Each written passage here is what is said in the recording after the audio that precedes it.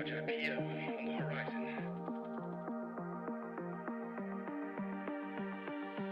You're surrounded by journalists. Hold your position.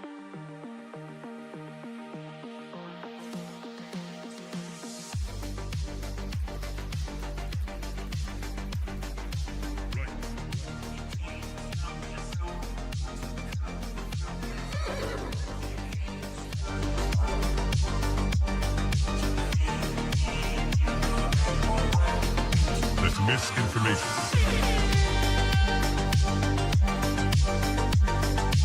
Market clearing order inbound. That's just wrong. You're surrounded by journalists. Hold your position.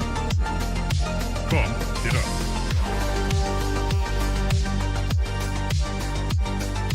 Trust the experts. Vibe coding.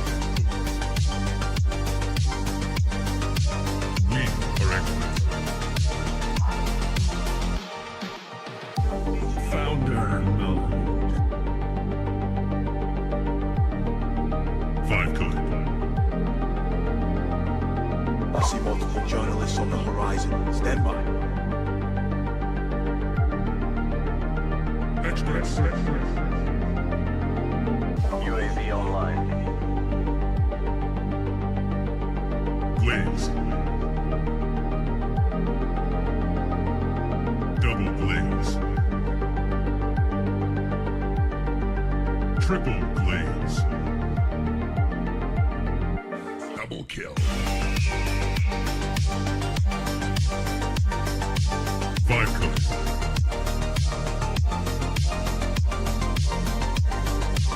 Raw.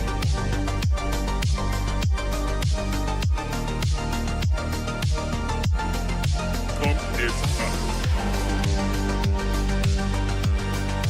Glaze.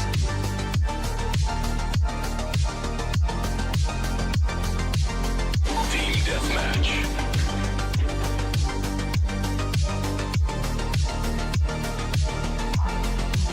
We are experts. Triple glaze. That's just wrong. Right.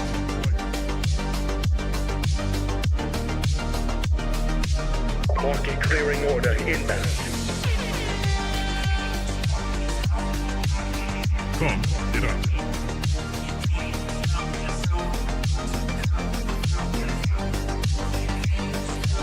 You're surrounded by journalists. Hold your position.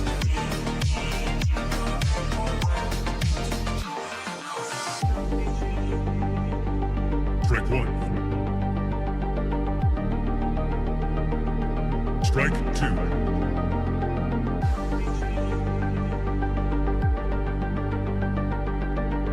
Activate global retriever mode.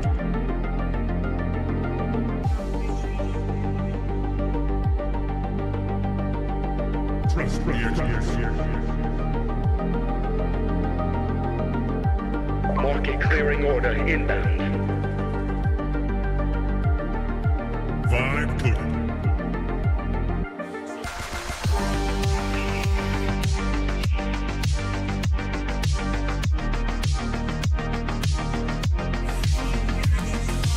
Founder mode.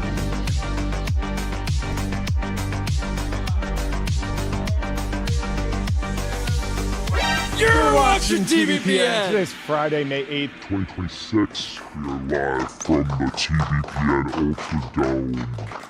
The Temple of Technology, the Fortress of Finance, the capital of capital. Jordy has some new buttons. I got some new buttons. And, That's why we had to be off for a couple days. Yes. Deep engineering work. The great lock-in continues. The great lock-in. No, we will go into a review of the last few days, but first we'll give you a review of the next 3 hours because we have Josh Reeves from Gusto coming on, Jonathan Neman from Sweet Green. Zoll from Refactor. And then Brian Chesky from Airbnb Coming in to the TBPN Ultra Dome. We're very excited. Lighter schedule. It's Friday. We're having fun. We're going to be hanging out here on the stream, telling you about the American economic roller coaster. You've heard this story before. It's just nonstop. Okay, so the American economic. It's good to be back. rollercoaster. We miss you guys. It's good to be back. Yeah. We got a bunch of stuff going on. A whole bunch of economic news over the last couple of days. Stock market is absolutely ripping. We should be in white suits. Intel's up 20% today, so almost. And there's this split between the AI economy and the real economy, the American economy. And there's a whole bunch of different things that like you need to puzzle together to get a picture of what's going on. And then I'm discovering that there are K-shapes within the K-shapes. Even in the real economy, there's a divide between different companies. And so I wanted to walk through that. So let's start with the Intel news. It's up almost 20% today on the news that they will be making chips for Apple. There's a report in the Wall Street Journal about this. They've reached a preliminary chip making agreement. It's not completely locked in, but there's a whole bunch of extra context here that we've been tracking for the last 6 months, 12 months, as some of this was expected. The revitalization of Intel was something that a lot of folks were clamoring for. Ben Thompson, myself, a lot of folks, Leopold Aschenbrenner, we're all hoping for something, and plans are starting to come together. So the talks have been described as intensive talks between the two companies have been ongoing for more than a year. Apple's been talking to Intel. Interesting, of course, Intel and Apple have been long-term partners for the 90s, 2000s, up until the Apple Silicon program, where Apple started going direct to TSMC. Can they get them back? It seems like potentially in some form factors, but we're going to dig into it. So they have hammered out a former deal in recent months, and it's still unclear which exact Apple products Intel would make chips for, and manufacture them, both its own designs. So Intel has two main businesses. It's both a design shop and a manufacturer. They have a fab and a design unit. And in its foundry unit, both businesses have been underperforming for years before Lip Bhutan came in as the new CEO and was vowing to revitalize them. And so the last summer, the Trump administration struck a deal to convert nearly $9 billion in federal grants into Intel stock, giving the U.S. roughly 10% stake. $21 a share. It's now at $125 a share. Yeah. So White House has got to be feeling pretty good. Yeah, huge. I mean, I'm pretty sure Jensen has made over $1 billion on the $5 billion investment. I mean, just today, if it's up 20%, and he must have seen a big growth in that position since then. So yeah, just today, probably a $1 or $2 billion print.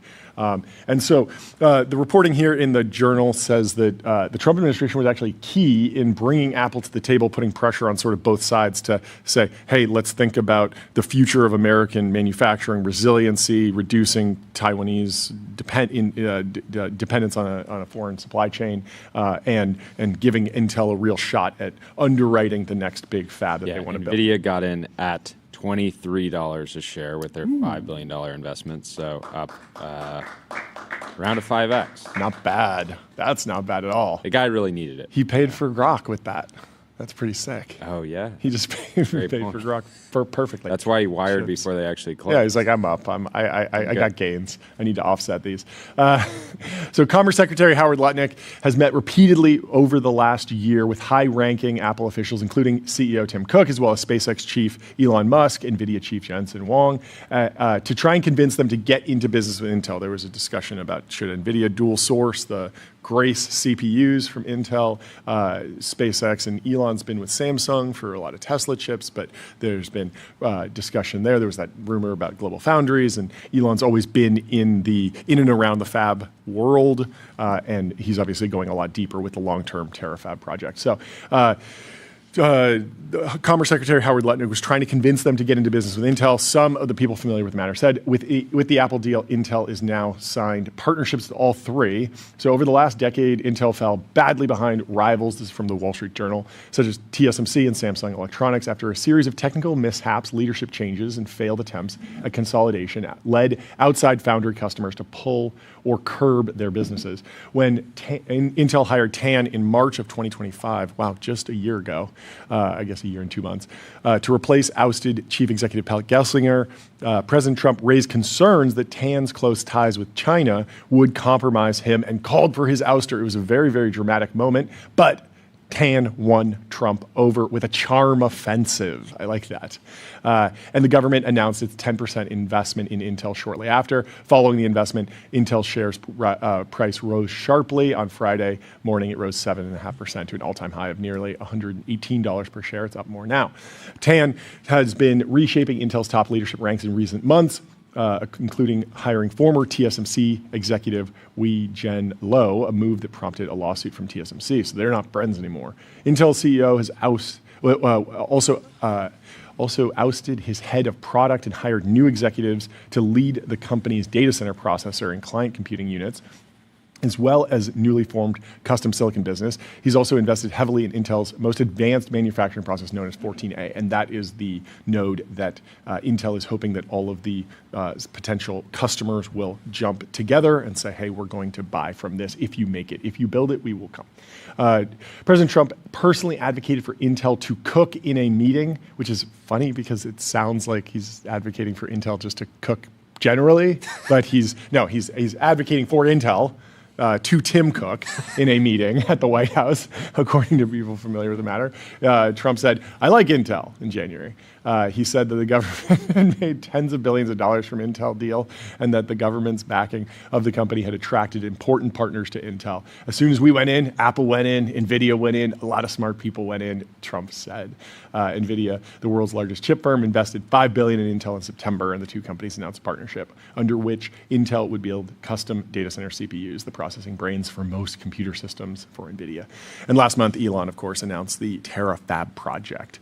And so Apple relies on TSMC to make chips for iPhones, iPads, Macs, and other devices, and is under pressure to find additional chip suppliers. There's also chip shortages, so it could be good to dual source independent of the geopolitical discussion.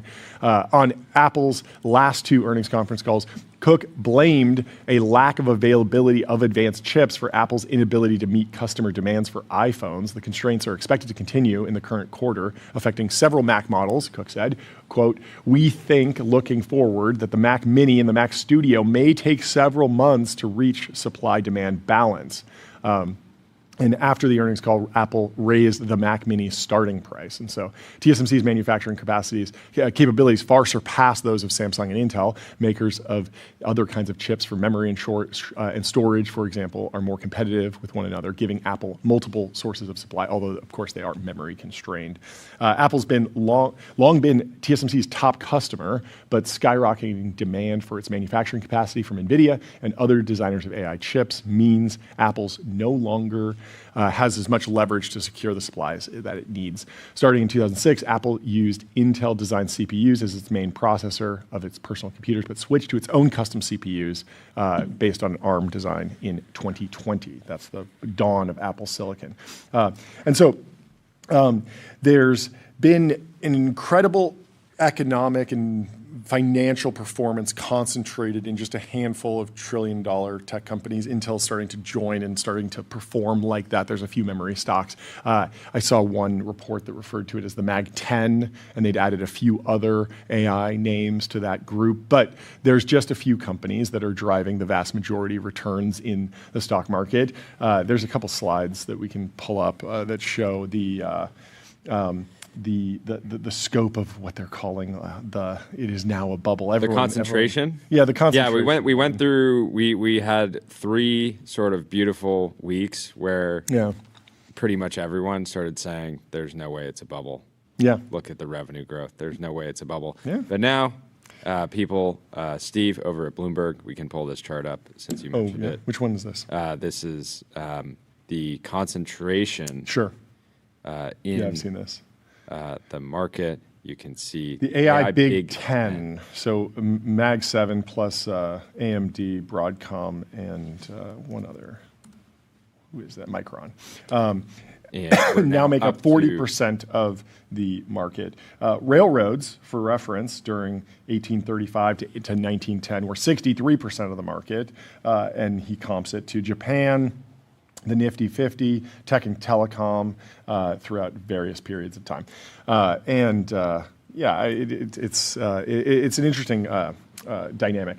And so I was reading this post by, or this piece by Greg Ip in the Wall Street Journal, and he was trying to disentangle what's happening in the overall American economy from the AI economy, where is the growth coming from. He sort of back of the envelope did. He said the AI economy grew 31%, while the non-AI economy just 0.1%. And he cites a few economic statistics that are recent. Personal consumption, the biggest component of GDP, grew a relatively muted 1.6%. Investment fell in housing, business structures. I think we're spending more on data centers than housing now, or office buildings, I guess. I think it eclipsed office buildings and factories and transportation equipment like trucks and aircrafts. Meanwhile, investments soared 43% in tech equipment, obviously that's chips and GPUs, 23% in software, surprising, and 22% SaaS in has data had a center. pretty meaningful bounce back. Certainly on the revenue side. Datadog, Absolutely. Atlassian. Yeah. There's been some And acceleration. it really was extremely widespread where you had like DoorDash and companies with strong network effects where the software was not their moat. They still had to go and answer to the market. And some of them got in and out of that in a week or a month, and some of them it took a quarter or two to show that there's resiliency. Some of them are still beaten down. But overall, software is still doing very well.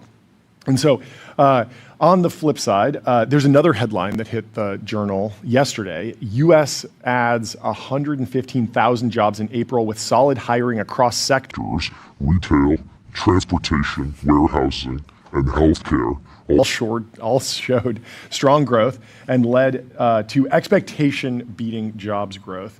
And so this is the weird dynamic that you're seeing all of this growth in the AI economy, and yet the overall employment is still chugging along. We can pull up the chart from the Wall Street Journal, but the U.S. job market blew past expectations in April, buoyed by gains in industries including retail, transportation, warehousing, healthcare.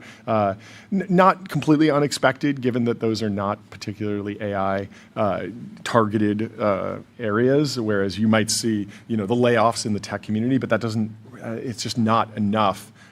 Because the U.S. employs over 100 million people, and so a layoff of 4,000 people at some tech company just doesn't really move the needle when you're talking Breaking about news overall. from Gabe in the chat. Texas Roadhouse is up. What? Why? He says 20%. I'm seeing 15%. Either way. Why is it up so high? He says you're not bullish enough on Texas Roadhouse. I have never been. Maybe they beat. Missing out. Everyone says this is a Kiriakou filter. It really is. It's crazy how viral Incredibly viral. that meme format has gone. Viral. I thought that was just like a thing that I sent to you because I'd be dying laughing about it. Yeah. No. It's quite popular. Broken containment fully. So the American economy added 115,000 jobs in April.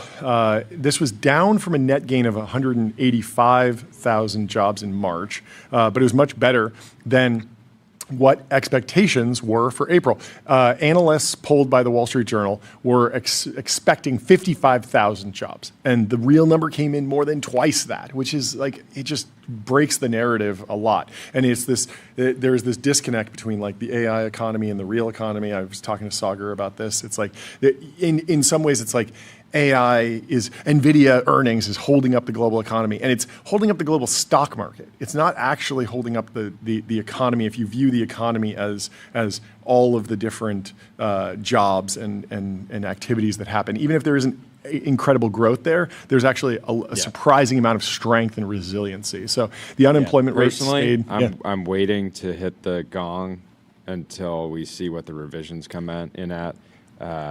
We haven't seen any revisions from March this time. I don't know. No, maybe it comes like over 6 months later. Yeah, but that's why I wanted to have Josh from Gusto on today, because I think that Gusto has data on hiring that is very different from what the Labor Department, what's going on at the Labor Department. It's just a completely different dynamic, and you can look at like what's actually going on in small businesses. We've talked to folks at Stripe about this, and there are a lot of other data sources, the ADP payrolls and stuff. There's plenty of like pretty standardized formats for reporting, and while there might be revisions to some government stats, it feels like there's plenty of places to get data, and it's all pointing in the same direction, which is not not, they said they beat twice, they delivered twice as many jobs as were projected, and it was actually down. No one's really, suggesting that. So the April report coming in after strong job gains in March shows how the labor market is holding up better this year than last.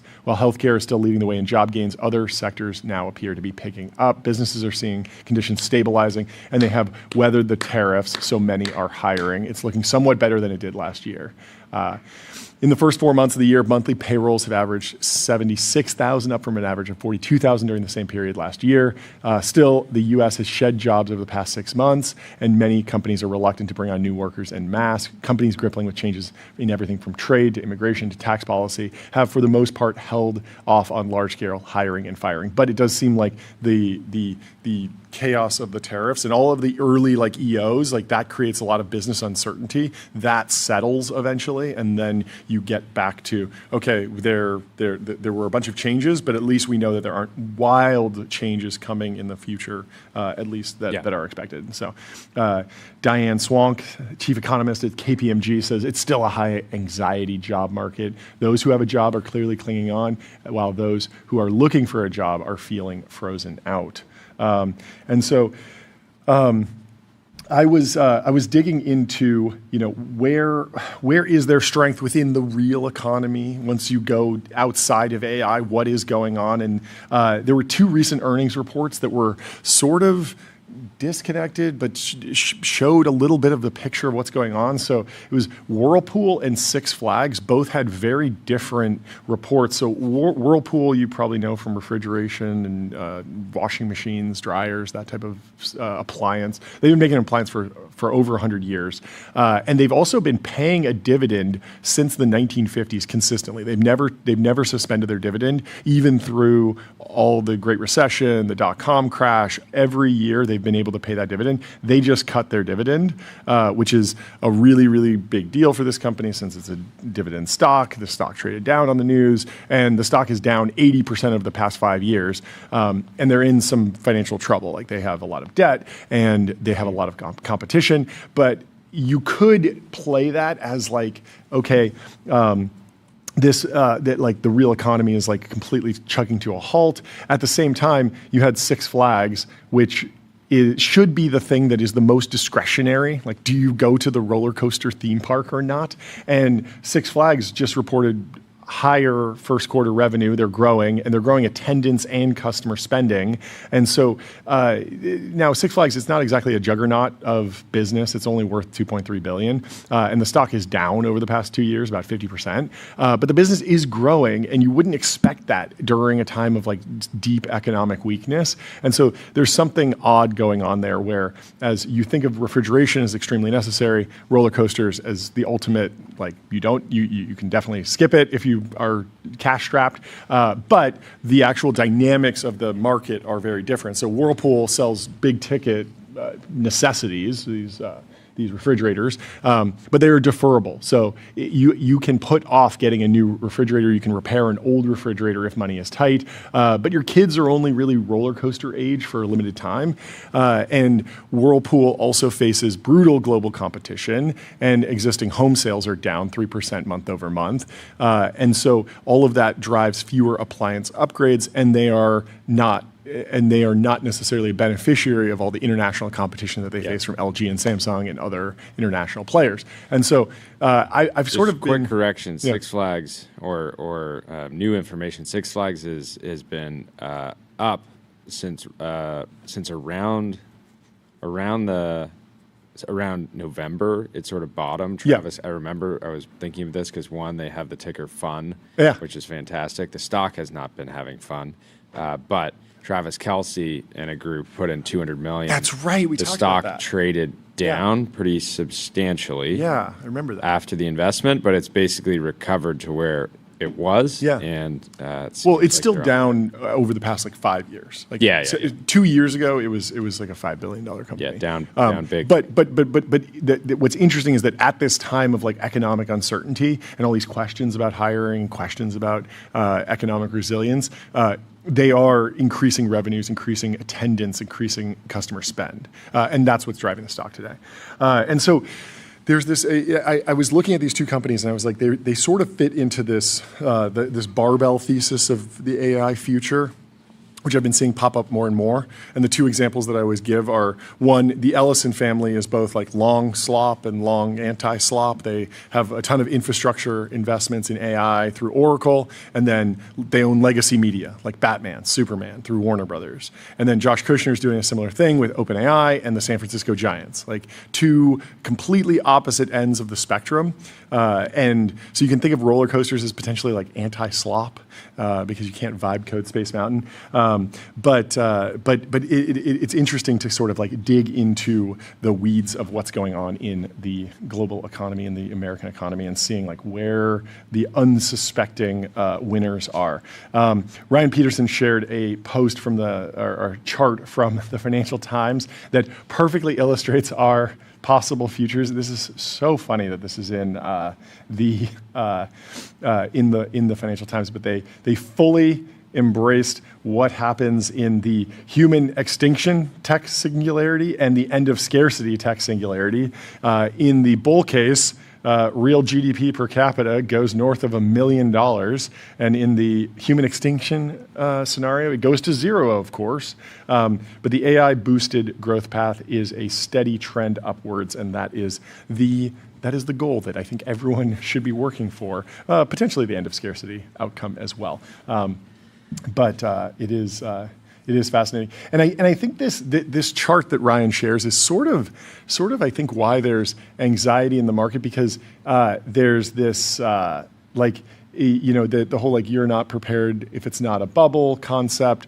But there's like a dual anxiety where like if AI gets too good, there's mass unemployment, everyone's worried about that. But if AI is a bubble and it collapses, you go into a recession and everyone loses their job, and like you're in a similar scenario of like economic anxiety for both the, not necessarily the true doomers. I mean, obviously they face a similar opinion, but even if you're just like in the it's overheated camp, there's real risk to the stability, and I think that's where a lot of the bubble concerns come from. Although we're certainly not seeing very many signs of the bubble. I mean, obviously the valuations are high, but so are the revenue growth charts. So we can go through some of the folks that are arguing. Are you more of a back of the envelope guy or a napkin math guy? Oh, that's interesting. I have a napkin here from WonderCo. From the event, I brought it. Oh, would you look at that? Yeah, a little souvenir.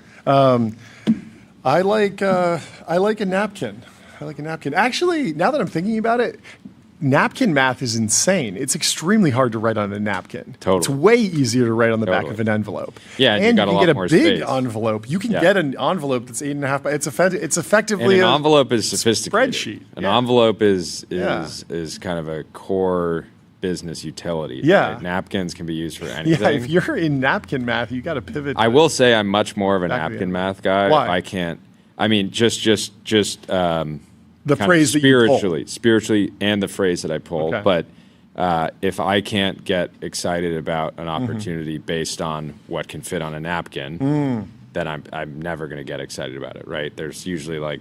So you think a napkin is definitionally smaller? It's a less amount of math? It's a lesser vehicle than an envelope. Yeah, because a big envelope you could do a full spreadsheet on. You could write out columns. Totally. And have multiple cells. No, so I'm in practice I'm a napkin math guy, but if something was really serious, I would probably pull out the envelope. Yeah, we've been doing too much napkin math around here. So it's time to pull out the big guns. Let's get out the envelope. Speaking of envelopes, this morning I was telling Tyler, I'm incredibly overwhelmed with Slacks, emails, DMs on every platform, LinkedIn DMs, Instagram DMs, X DMs, all the different messaging apps. And I was thinking, how cool would it be if there was a service where you connected all your inboxes to, and then every day they would print out all of the different messages and then bring them to you, and you could put like a box. Yeah, you could put a box outside of your house, and they would just put them in there, and then at a specific time, maybe in roughly like 2-hour window, you could go out and grab all the printed out messages and sort of like leaf through them, decide what you need to respond to. You would potentially, because you're only getting messages once a day, you would probably be a lot more intentional about what you wrote back and forth, right? And I think that could be sort of the opposite of Earth class mail, those virtual mailboxes, because they'll take your physical mail. No, but I want everything. I want everything coming in this box. I want to put a box outside of my house that people put. I think there's something there. Yeah. Trump literally does this. He does that, right? He gets emails printed out, and then he'll write with a big marker his response, and then his assistant will scan it and then email it back. Yeah. More on C-Fry says a napkin is more available than an envelope. Very true. Yeah. I think, often the best business meetings were not scheduled as a business meeting. So there aren't envelopes around. There's no envelopes around, but there's plenty of napkins. Yeah. Also, you're saying napkins are smaller, but if you're at a restaurant and you have like a fabric napkin and you could unfold that, those can be pretty big. So you're supposed, but I feel like it's bad form to be at a restaurant. Like you're not supposed to ruin the napkins. Or do you carry a pen that has washable ink? You have the crayons for the kids, right? People are. The chat is saying they don't ask you to. The chat is saying I could call my service the United States Postal that's a Service. good name. Thank you, Alex. That's a great name. That's sort of like the San Francisco Artificial Intelligence Company or something like that, or the browser company of New York. It would be inspired by that. Yeah. I think that even with the crayons he of the uses kids, crayon, closed-fisted grip, right on the tablecloth. Right on the tablecloth. Okay. I feel like if you're given crayons, you are expected to maintain that the child uses the crayons only on the children's menu, which is typically made out of paper, very disposable. If you see the child using the crayons on a cloth napkin, you are expected as a patron to intervene. Jackson says, digitize this service and call it email. There we go. We gotta establish the mailbox first. We got Jackson. an idea. But then we can go there. But I like where you're going. We got an idea. Well, there's some other posts about the markets. Justin Spittler says, be careful buying semis here. Obviously, the market's very, very Let's pull up this overheated. Video. Travis. Let's play this Pastrana. video. Oh, this is Travis Pastrana? Yes. That's amazing. Nitro Circus, we mentioned many times on the show. Is he drinking a Red Bull? What a no parachute. No parachute. Yeah, so he jumps out of the plane, no parachute. That's and crazy. He's drinking a Red Bull. That's actually And then he insane. connects. He's got to do some tricks He's first. really taking his time here. The tension is building. And so he connects with someone who wraps him up, and then do they pull the parachute? They connect to each other. Or do they... They strap him to them. Oh, okay. There is a strap. Strap themselves because to it seems him, sort of and crazy then just to bear hug and hope for the best. I don't think you're bear I don't hugging. know. It's Red Bull. Anything could happen. I would expect him to be delivered a full parachute, his own parachute that he then dons but he made it. Wow. Well, that's what it's like investing in semiconductors right now, I guess. Anyway. How was your last 2 days, Tyler? What'd you get up to? It was sick. I was at I went to the trial. You went to the trial. OpenAI Elon trial. Okay, walk me through it. You left the studio on Tuesday. Yes. wait, before this, the chat is still going. They said if Gary Tan gets a hold of this service, he's going to call it Gmail. Gmail is good. There's something there. Gmail. If he vibe codes a full Gmail replacement, anything's possible. So you leave the office at 2 after we wrap the show on Tuesday. You went straight to the airport? I did. Okay. Yep. And then what time did you go to bed? Because you woke up really early, right? Yeah, so I got to the trial, so it's in Oakland. I got to the courthouse at, I think, like something around like 5:30. 5:30. Yeah, because you got to get in line. So basically, it's a public, because it's like a federal case. Yeah. There like has to be some room for the public. But there's only like, I think the number is somewhere like 20 or 30. Because I think it's closer to 20 because I think part of the 30 is reserved just for media. Okay. And when you got there at 5:30, were there already people standing in line? Yeah. So I think there were like 3 or 4 people there already. Okay. In line. Early bird getting the worm. That's good. Well, because I didn't want to be late, honestly. Because did you talk to the other people? A few of them. So were you there before Mike Isaac? I was there before Mike Isaac. Wow. But he has a media pass. So yeah, because last time when Mike Isaac came on the show, he said that because each like news. Yeah, New York Times got one pass, and he was splitting it with Cade Metz. And so they were sort of going back and forth, and I guess he had a media pass that day. Yeah, so that day he had a media pass. Yeah. He got there pretty late. He got there like 7:30 or 8. Okay, so you're there from 5:30. He gets there at 8. What time does the trial actually start? I think around 8:30. 8:30, okay. Yeah, so basically I'm just posting up for like 3 hours. Okay. And then this is Wednesday, so walk me through like what are you seeing? There's these opening remarks from the judge. They sort of welcome everyone in. Yeah, jury comes in. Okay. So there are basically 3 main like segments. So basically, I'll say it starts 8:30, ends at I think 2 p.m. Mm-hmm. There's 2 breaks, 2 20-minute breaks. Okay. So starts off, and we watch like the deposition of Mir Murati. So this is all live streamed, right? The audio is live. The audio is live. So but you're seeing a video. We're watching the video of her deposition. Okay. It's mostly covering the ousting, the timeline of the ousting. And this is where all the text came out. And were they showing you the actual text? Were they playing a video, or were they playing the AI reenactment of the text? Because we have this. Someone turned Sam Altman's text to Mir Murati into a 2011 style emo teenage heartthrob anthem. Did this make it into the courtroom or no? Let's play this. We have the audio. Can you indicate directionally good or bad? Satya and others anxious directionally very bad. Good motion graphics Can too. you wrap up soon? Lots Whoever of made pressure this from is Microsoft talented. For an update, Sam, this is very bad. Can I come What is this Suno? Can you put in text into Suno and get a full song? Play this for an AI skeptic. Yeah. And see what their reaction is. Yeah. Because how do you see this and not want to build? I've seen these before, and I've always really enjoyed them. But with most of the AI music tools, I've never found a great way to put in a full script that I've written to get the results. But does Suno have that? So the author said his steps to make this. So first, he OCR'd the images and turned them into plain text, so images of the actual text messages. Easy. And then removed the names from the dialogue, pasted into Suno, and iterated like 20 to 30 times. Ooh, and then finally thought this one was catchy. Okay. Yeah. So I think it's still like this is still Suno, but I think he's supposed to iterate about it. I like this. I like this. Josh is really having fun with this. Put up a version of this with the Gen Z brain rot slang. Yo, fam, can you give me a vibe check on am I cooked or nah for real, for real? Satya and the gang low-key stressing.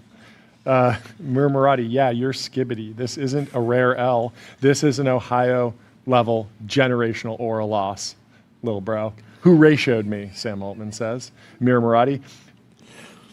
Some rando zesty NPC Twitch looks maxing Sigma. I'm not even going to go further. But Josh is having fun. Lots of people are having fun. What else happened? Did someone actually get on the stand, or was it all video? Yeah, so the first like hour... It's straight up teacher played a movie. It's movie day. You went to the movie day. The judge actually did get angry because she was like, oh, the jury's going to get bored. And like she was like offering them coffee and stuff. Okay. So basically, the first like maybe hour was mirror deposition video, and then we go through some of the actual like documents again of the text messages, and then Siobhan Zillis is testifying, so she's physically there. Okay. She was a OpenAI board member 2020 to 2023. Okay. And she steps down when Elon started XAI. Yep. So that was I have no idea how long that was. That was the majority of the. It was during the whole conflict. So yeah. Perfect person to testify. Well, no. So she actually. Left the board before the ousting. So she left in February 2023. Ousting is November. Oh, okay. Interesting. The timeline always gets so jumbled up because like there's like 2018 battles between Sam and Greg and Ilya and Elon, and then there's the board. Yeah, because all throughout this hearing, there's like there's basically sort of two main like moments, right? Yeah, and we're sort of clicking back and forth between them. Yeah. Chat wants to know what kind of wombos were being thrown around. Was Lorraine being used? People saying, "Can you please Lorraine this email?" Siobhan was actually dropping some good lingo. I don't know if I can remember any. There's something like Mike Isaac always talks about. Like they keep referencing Dota, and they keep everyone on the stand is using a ton of jargon. How jargony was it? Was it like Dwarkesh Patel podcast level jargon, or like actual like researchers like talking to each other jargon? I would say it was not very sophisticated, especially among the lawyers, right? Okay. Yeah, Siobhan, she did drop some good lingo. Okay. It was some referencing some like why she got into AI, about acceleration and all this. Okay. And then after that, we watched another like hour-long video of Helen Toner's deposition. Wow. That was just about the ousting. Okay. But yeah, it was very fun. I enjoyed it a lot. Like basically, almost everyone like sitting in my section, which was basically the public and the media. Yeah. Like everyone that came as the public were basically also media. They just didn't get the media pass. Sure. So everyone surrounding me is on their laptop, like typing, basically. Blogging. Yeah, just like taking down what's being said. Yeah. And then I'm just sitting there enjoying it because it's like it's good stuff. How would you rate Mike Isaac's like snack and overall food supplies for the day? Did he burn? It looks pretty good. I believe he did bring the butt pillow. It seems like he's not making progress on the food front. I would expect by day 7 of this, he would have a smorgasbord in front of him. Full Thanksgiving. I mean, honestly, what's that, Nathan, for you, where he brings chili into the he's got the chili soup. You should bring chili soup. I fasted the whole time. I just knocked it out. Why didn't you figure it? We have talked about the food situation so many times. How did you not think ahead there? I just wanted to make it more challenging. Okay. Yeah, I was like, this is going to be too easy. Yeah, I believe Ilya is early next week, maybe Monday or Tuesday. That'll be interesting. And did you go 2 days in a row or just one? I just went one day because Wednesday the people testifying I think were like not going to be as interesting. But maybe that's a diss. So I apologize. Okay, I think everyone's equally deserving of some attention, especially if there's a nice warm bowl of chili being served in the courtroom. Anyway, should we play this Altman AI music experiment from Daniel Green, the Hamilton recreation of the texts? Everyone has enumerated their various techniques. Ryan says, John, you should go to the trial dressed as Ilya. Ooh, yeah, I do have the costume ready to rock. It only takes 5 hours to set up. Get up at 2 a.m., then go stand in line. I think I'd get kicked out immediately. Anyway, let's play this. I want to hear this. How does a startup founder, late stage, get fired by a board on a Sunday? Oh, so it's actually Mira, like... can you please officially invite me to the office for a meeting? So it's not the Adam is direct trying to get quotes the from the board to text. agree to a configuration. Or maybe it is.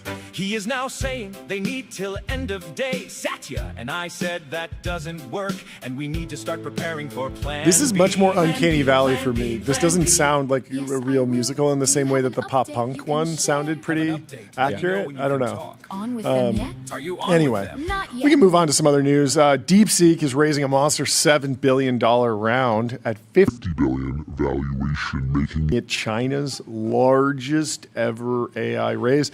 But what shocks a Jaws here, CryptoPunk, the most is the founder. He's personally contributing 40% of the round himself. Wow, $3 billion coming from the founder directly, owns 90% of the company, unheard of at this valuation.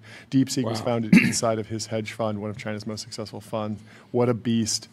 He's got to acquire as much compute to push out new DeepSeek models. You know, we saw that chart that showed that Chinese open source models were sort of falling behind a little bit on a different growth curve in terms of performance, but he's certainly betting on getting back in line, having a frontier model within a couple months.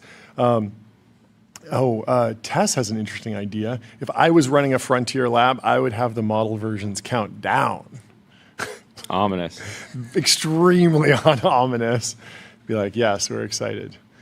Version 3 now. And next year, version 2. Somebody would do that. Well, folks over on Amazon are reviewing The Art of War.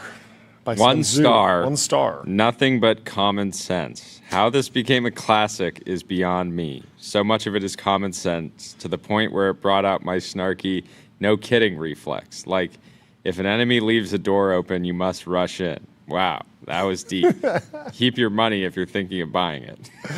That's very funny. Leaving a bad review so my enemies don't read it. Yeah, that's the game theory.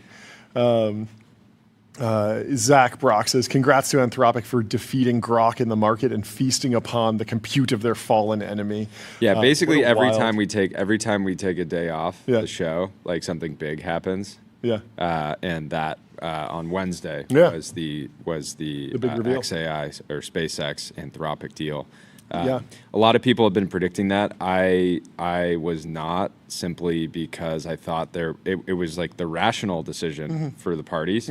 But I thought that the tension between Elon, who had only a couple months ago been hurling insults at the Anthropic team, I didn't think they would be able to uncover those cultural differences. Totally. But demand for compute finds a way. Yeah, I think that you and others had identified the possibility of becoming a neo cloud, selling the compute. Last year I was talking about that a lot, all the time. I was like, look, they're incredible at building infrastructure, really, really fast, bringing power online. This feels like a very strong, use for Elon Inc. Yes. But as things evolved, I didn't see this coming together. I didn't see this coming together specifically because of the Cursor deal. I thought the Cursor deal was the long-term solution for all that compute, and then the compute sort of got sold twice maybe, but of course there are multiple clusters, multiple Colossus data centers, and plenty of work to be done as SpaceX continues to grow their ambitions in artificial intelligence. Well, we have our next guest, our first guest of the show, Josh Reeves from Gusto, in the waiting room. Let's big news. bring him in. How are you doing? Good to see you guys. Welcome back to the show. Always great to have you. It's good to be here. It's a fun time to talk tech. It's a lot of big moves happening, huh? A ton of big moves. Intel. We've had over the last year, we've had a decade's worth of big moves. So progress. There was a time when Silicon Valley was a cottage industry. Not anymore. Yeah, a garage industry, and now the largest companies in the world, for sure. Well, your business is growing. You're quickly becoming one of the largest businesses in the world, and you also power tons and tons of American businesses. Give us the update. How are things going? Yeah, excited to be here. I think probably what you're alluding to, we shared a milestone. To me, it's all a byproduct of helping customers, helping small businesses, But yeah, we passed actually a few months back $1 billion of trailing revenue. So whoa, did you hear that, John? Trailing. That's not something you see very often. People want to take today's revenue, multiply it by 365, and lead with that obviously, number. Talk about ARR is much higher, but yeah, trailing. Talk about that. Talk about that decision.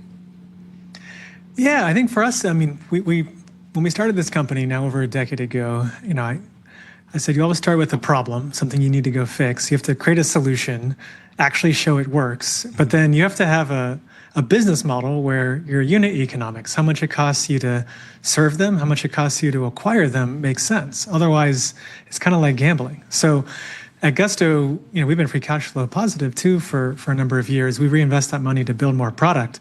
But we knew the potential was there to be at this milestone, and frankly, much, much further.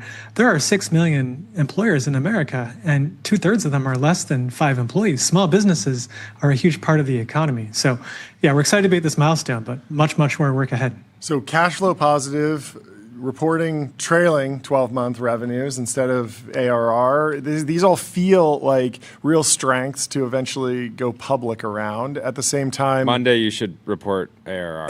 Come back on Monday. Yeah, but at the same time, like, it's an incredibly tumultuous time in the public markets. There's winners and new favorites every day. Everyone SaaS apocalypse narratives. Like, how are you thinking about the benefits of being private right now versus potential future in the public markets? Yeah, I mean, our focus is on just execution. I would not expect Gusto to be private in the near term. We'll let all the big folks. Sorry, public in the near term. Yeah, correct. Good to clarify. What are you announcing here? No, I would not expect us to stay private. I will leave that all to like the SpaceX and Anthropics and OpenAIs in the world. There's lots of good noise in that. Yep. I would say, like, we're going through this massive paradigm shift in how AI affects not just like our product, for example, and how we help small business, but also how a company's run, how a company's built. And so that is where I'm spending all of my time. It's an exciting time to be spending focus there. It actually is a net pretty big tailwind to Gusto. Yeah. But like, absolutely no plans to be public in the near term. Super focused on small businesses and execution. And at some point, the timing will make sense. But yeah, we haven't had any of that process get started. We covered the April jobs report this morning. it surprised a lot of people to the upside. What are you guys seeing in your data? You guys basically have a forward view, at least on the. Yeah, to set the table, the Wall Street Journal had polled analysts. Expectations were at 55,000 new jobs, and the number came in at 115,000 after a very strong March as well. And so things are, although there's so much anxiety, so much uncertainty about the future of the American economy, at least over the last few months, things have been looking strong. But we've seen revisions before. I think there's a lot of questions about, as you dig into that data, what's going on. And so we'd love to know what you're seeing internally. Yeah, so two stats we look at quite a bit. There's the kind of state of new businesses being formed, new employers. Obviously, companies can exist before having an employee. And then there's the state of hiring across the base of customers. I would say, on the customer small business hiring front, things are more depressed over the last few years, and that's continued relative to, call it the last decade, if you will. We think there's many parts of that, including some of the effect of AI on frankly, company growth rates. On the flip side, we are seeing a lot more new businesses being formed and new employers out there. And that's showing up in our data, that's showing up in a bunch of third-party data. We think that's a really good thing. There's a scenario with what's happening in AI. We call it the happy path, where a lot of people decide to take the plunge and become business owners. Yeah. The non-happy path to me is the Pixar movie WALL-E, which is a future I hope we avoid. Yeah. How have you been thinking about getting to customers and small businesses earlier? Like, have you ever explored trying to meet customers before they incorporate, help them with incorporation, anything that gets you into the system? Because Gusto, I feel like, is always one of the first tools, but it sometimes happens like a month after incorporation. Well, you have, one really powerful dynamic is you're paying, millions of employees, many of whom will go and leave companies. Oh, yeah. Like, I had a good experience on Gusto. Yeah. Should I pay myself? I'll use Gusto. Yeah, first off, the biggest way we grow is word of mouth, and often it is from not just the employer, but the employee. Also, we'll have people join Gusto and ask how you heard of us, and they're like, I was paid through Gusto. So we don't try to recruit from our customers, but sometimes it happens, and it's a wonderful dynamic where they truly, truly get the value of the product. To answer your question directly, absolutely. Like we think payroll is one of the best products out there when you're hiring someone. Obviously, if you don't pay them, they quit. So it's a really important front door for that interaction. But there's a lot of companies that exist as one person, the founder, for some period of time. And so we have an offering we call Gusto Solo that's very focused on that. It turns out, the founder still needs to pay themselves. There's specific tax dynamics at play. There's a lot of compliance requirements. We acquired Mozy to help with expanding our work around business compliance. So all those kind of headache compliance things that you still have to do as a one-person company, Gusto is going to be increasingly a great, great partner to help with. And then when that business owner decides to hire an employee, obviously we hope they continue their relationship with Gusto. But stay tuned. We're going to be launching some more products in the next several months, really focused on building that relationship more deeply with employers or even businesses before they become employers. Yeah. Do you think are you expecting the velocity of new product releases from Gusto to go up an order of magnitude in the next few years, or do you see it as a smaller family of products with a bunch of and higher velocity of like new feature creation? Yeah, it was like a few years. Give me the next few months. It's fun to be accelerating. I think of it as this is the most amazing time to build. People can, smaller teams, self-serve, iterate faster, maintain high quality, but just literally velocity is increasing dramatically. So we apply that to both breadth and depth, to answer your question. So within the world of what we do, whether it's 401k, health benefits, payroll, people getting paid when they want, how they want, where they want, faster.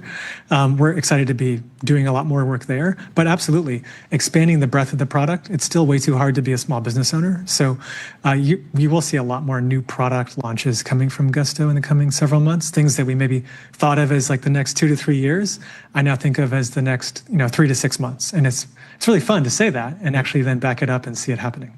Do you one question that I've been having as we've seen like LLM usage exploding is the shape of LLM spend across a software engineer who fires off a coding agent builds something that's new, but it is deterministic code that runs in perpetuity, new features, new designs, new copy, versus LLMs that are baked into an existing work stream where every time payroll runs, there is a trigger and it is not something that's fired off by an employee. It is, and I don't know if one of those is more agentic or we need a different word for those, but can you kind of characterize the shape of those two applications for AI right now?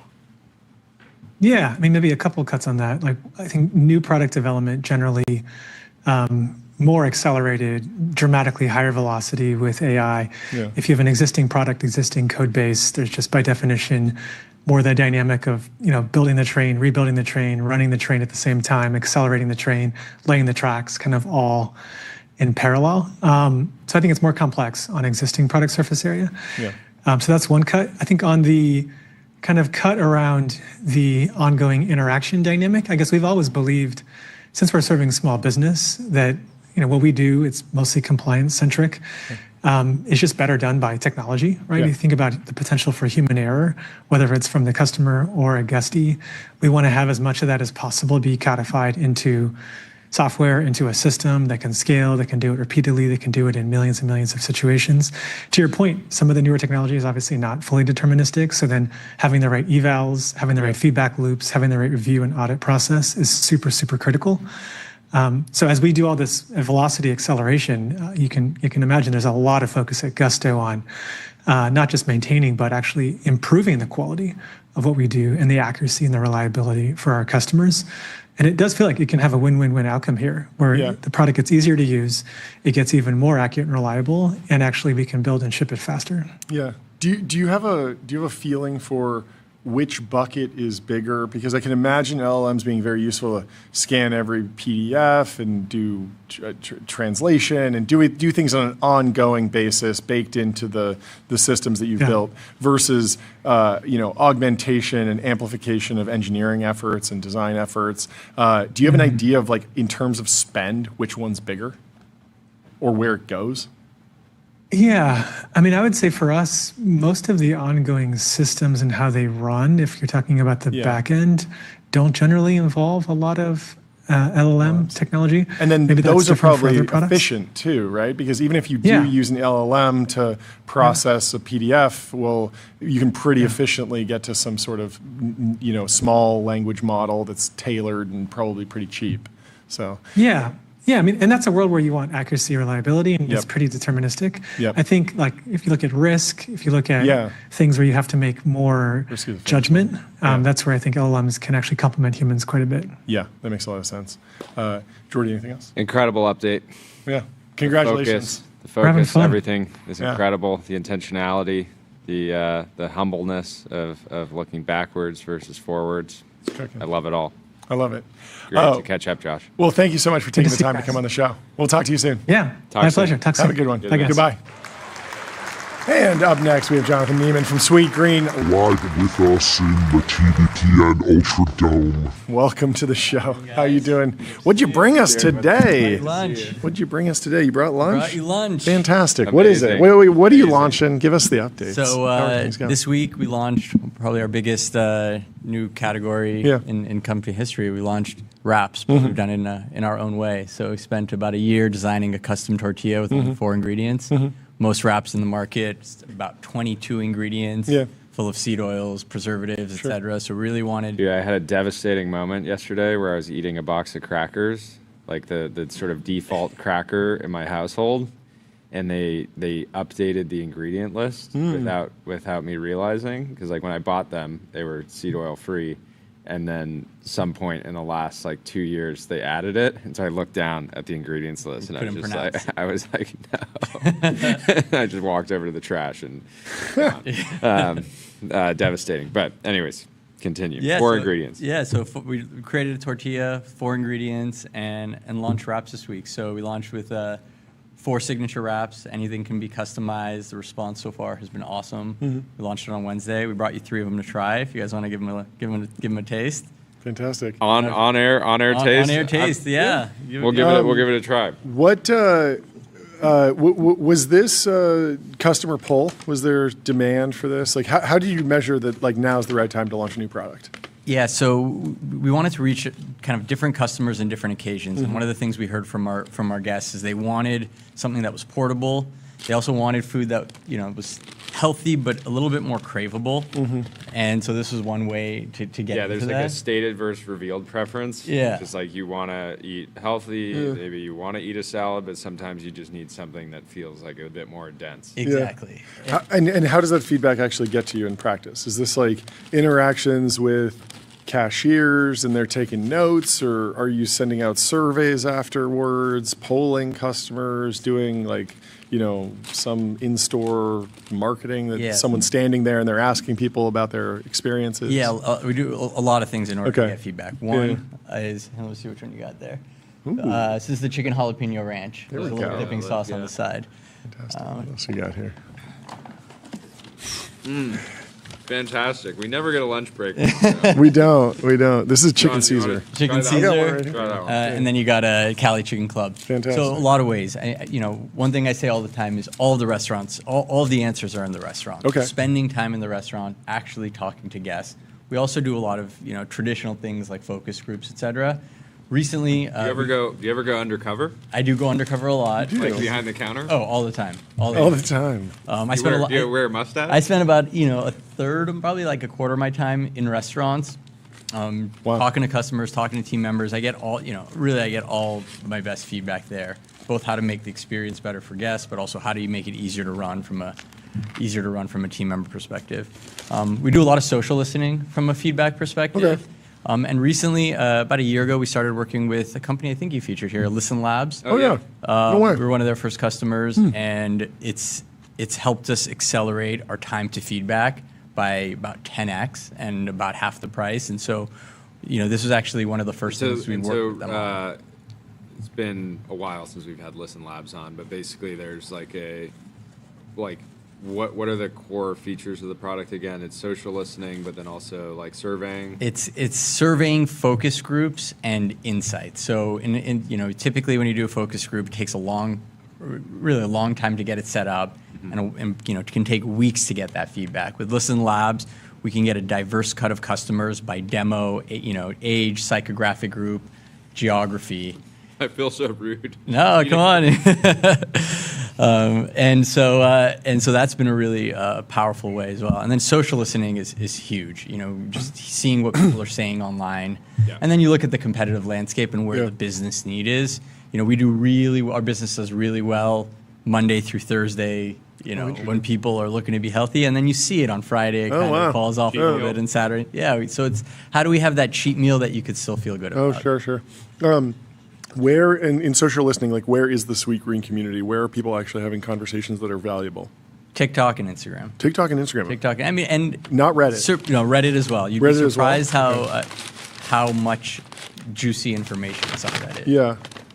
So social listening, how manual is that versus like scrape TikTok and transcribe everything and roll it up? It's not manual at all anymore. Okay. So a lot of software tools that can do it. Yeah. Huh. There's a lot of companies that are offering this now. We've looked at it. We've tested a bunch of them. Sure. And is it valuable to find stuff that's not viral but still on TikTok? Like the TikTok creator or just like person that expresses themselves through TikToks or vertical video to loosely just their friend group. Like they don't have a following. They're not a professional creator. They're not making any money on it. But like when like someone would post a photo on Instagram, they post a front-facing TikTok.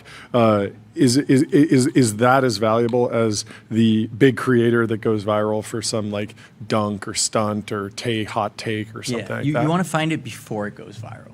Like there's this thing going on viral on TikTok right now about this like chimichurri steak bowl. Like the gym bro bowl. Yeah.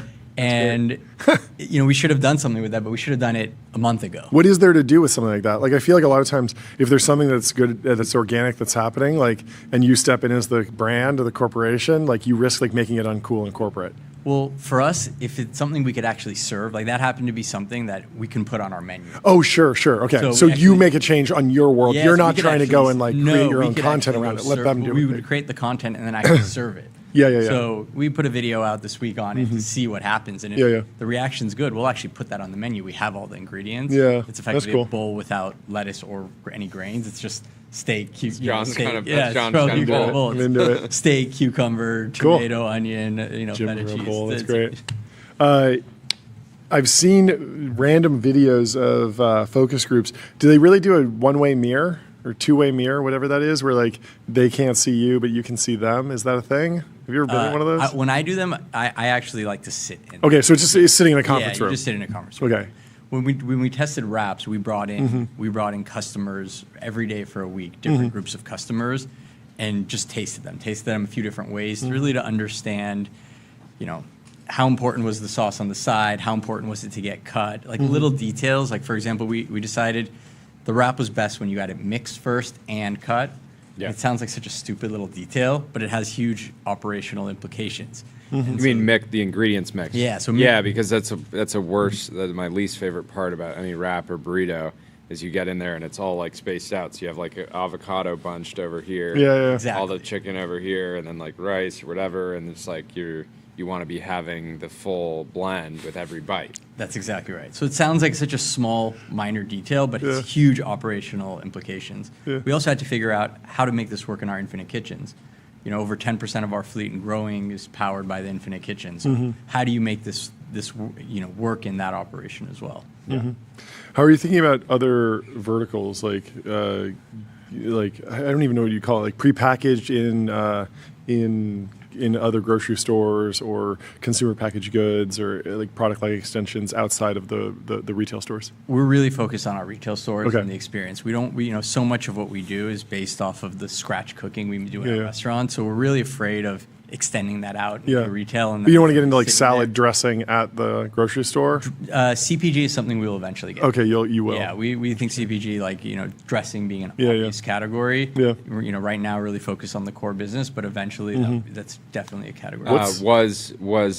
My immediate reaction to this is it's incredible. We'll add it to our reoccurring lunch orders. It reminds me of Chipotle in like 2005 to 2010, like some of the best vintages. Like seriously, back then it was, I yearn for that time when you could just go into any Chipotle and eat something that actually felt, that tasted like fresh and clean and a small number of ingredients, and they had such an extreme commitment to that, and somewhere along the way, I just stopped going because it didn't feel like that anymore. But that's my review. To me, the best prepared food product that was widely available in history was that 2005 to 2010 era Chipotle. It's funny, that was kind of the inspiration for Sweetgreen in a lot of ways. I was in college, 2005, seeing Chipotle take off, eating Chipotle all the time. And the idea was to create just kind of a healthier, fresher version of that.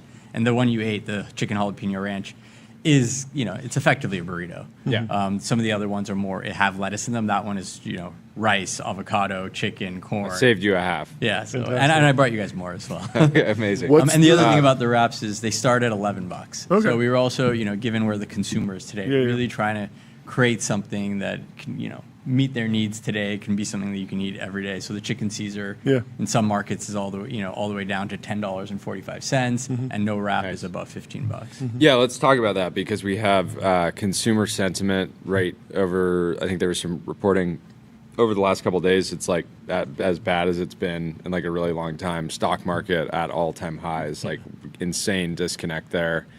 Jobs report today came in better than expected, but ultimately consumers aren't feeling great. Part of the approach there is introducing products like this that are high calorie or not high. I don't know if you describe them as high calorie, but maybe higher calorie and great value.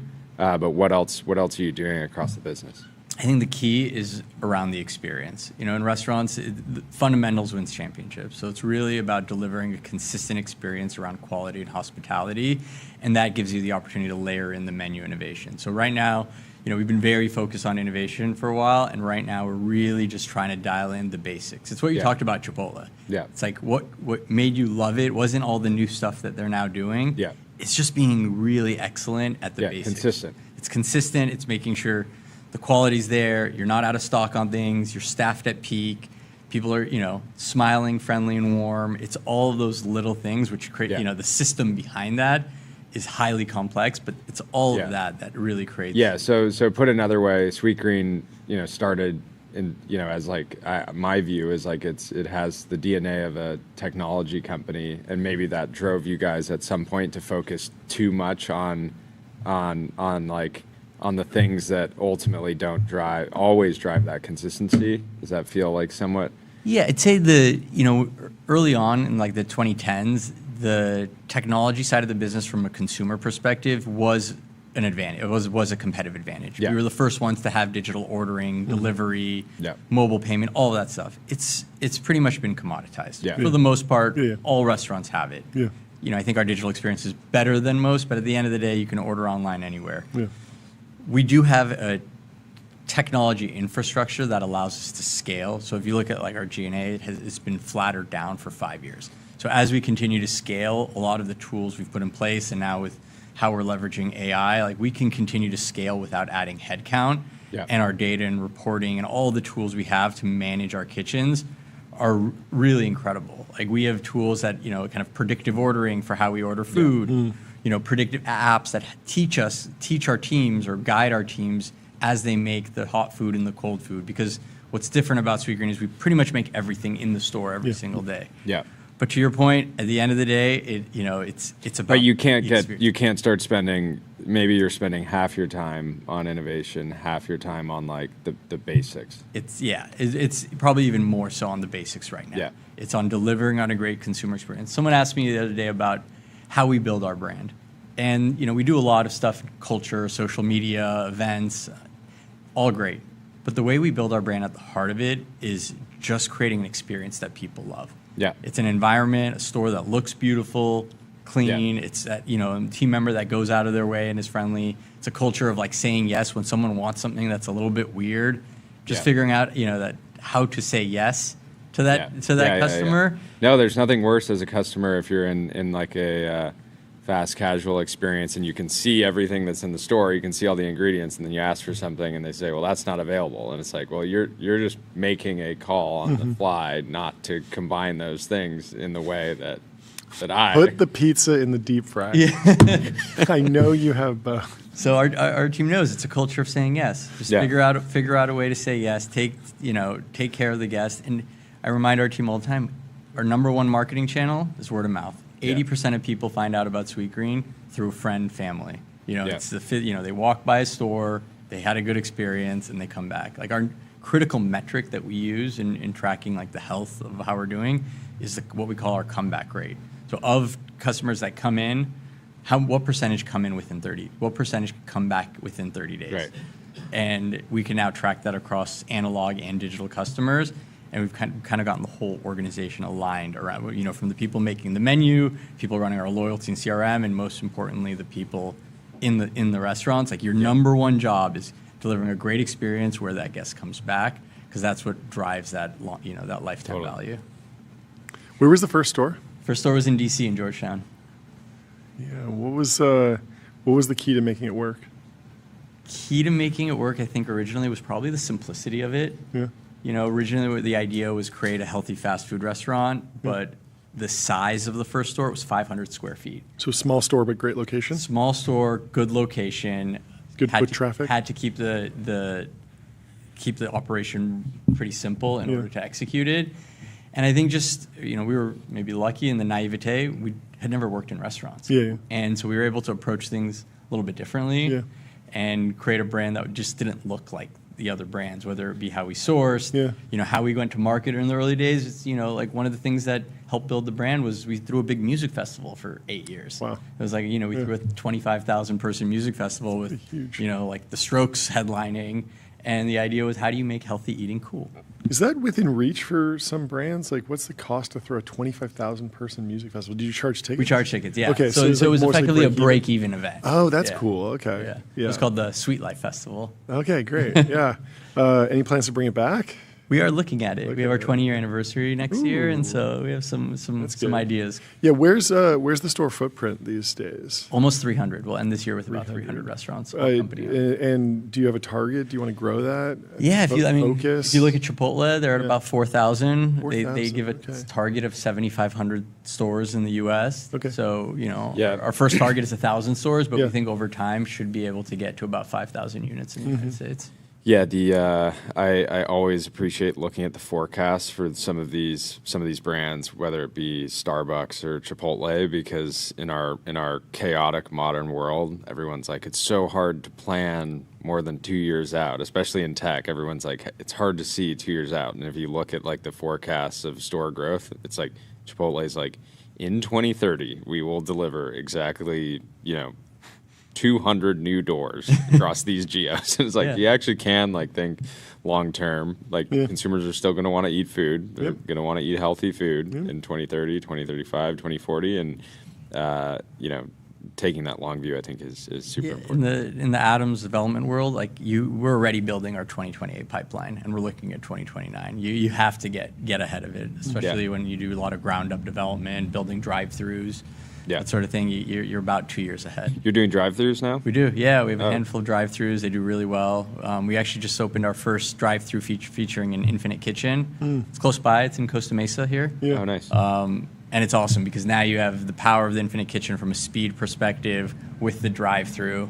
And stores doing awesome. So it's a model for the future. Why have you never done anything in Malibu? I would love to do Malibu. It's probably my favorite place in the world. Doesn't really have the density from a consumer perspective. That's been my I've lived there for coming up on 5 years, and early on, every time I would leave Malibu and go to somewhere else, like go to Montecito, there's much better in my opinion in Montecito, Santa Barbara, some of these other beach towns, and I was trying to figure out why, and it's entirely because the town is spread out. Like you said, the density, it's spread out on this huge line. Yeah. That was my intuition. Obviously, I don't have restaurant experience, but you can put a restaurant in Malibu, but it's still 40 minutes in the car for the average person in town, potentially, because you have to get on PCH and drive miles and miles and miles, and if there's a little bit of traffic, then that's 20 minutes there, 20 minutes back, and then it's I'm not, people are just I'm not driving 40 minutes for... The bigger challenge in Malibu is actually the staffing side of it. Yeah. Oh, interesting. It's nobody in Malibu wants to work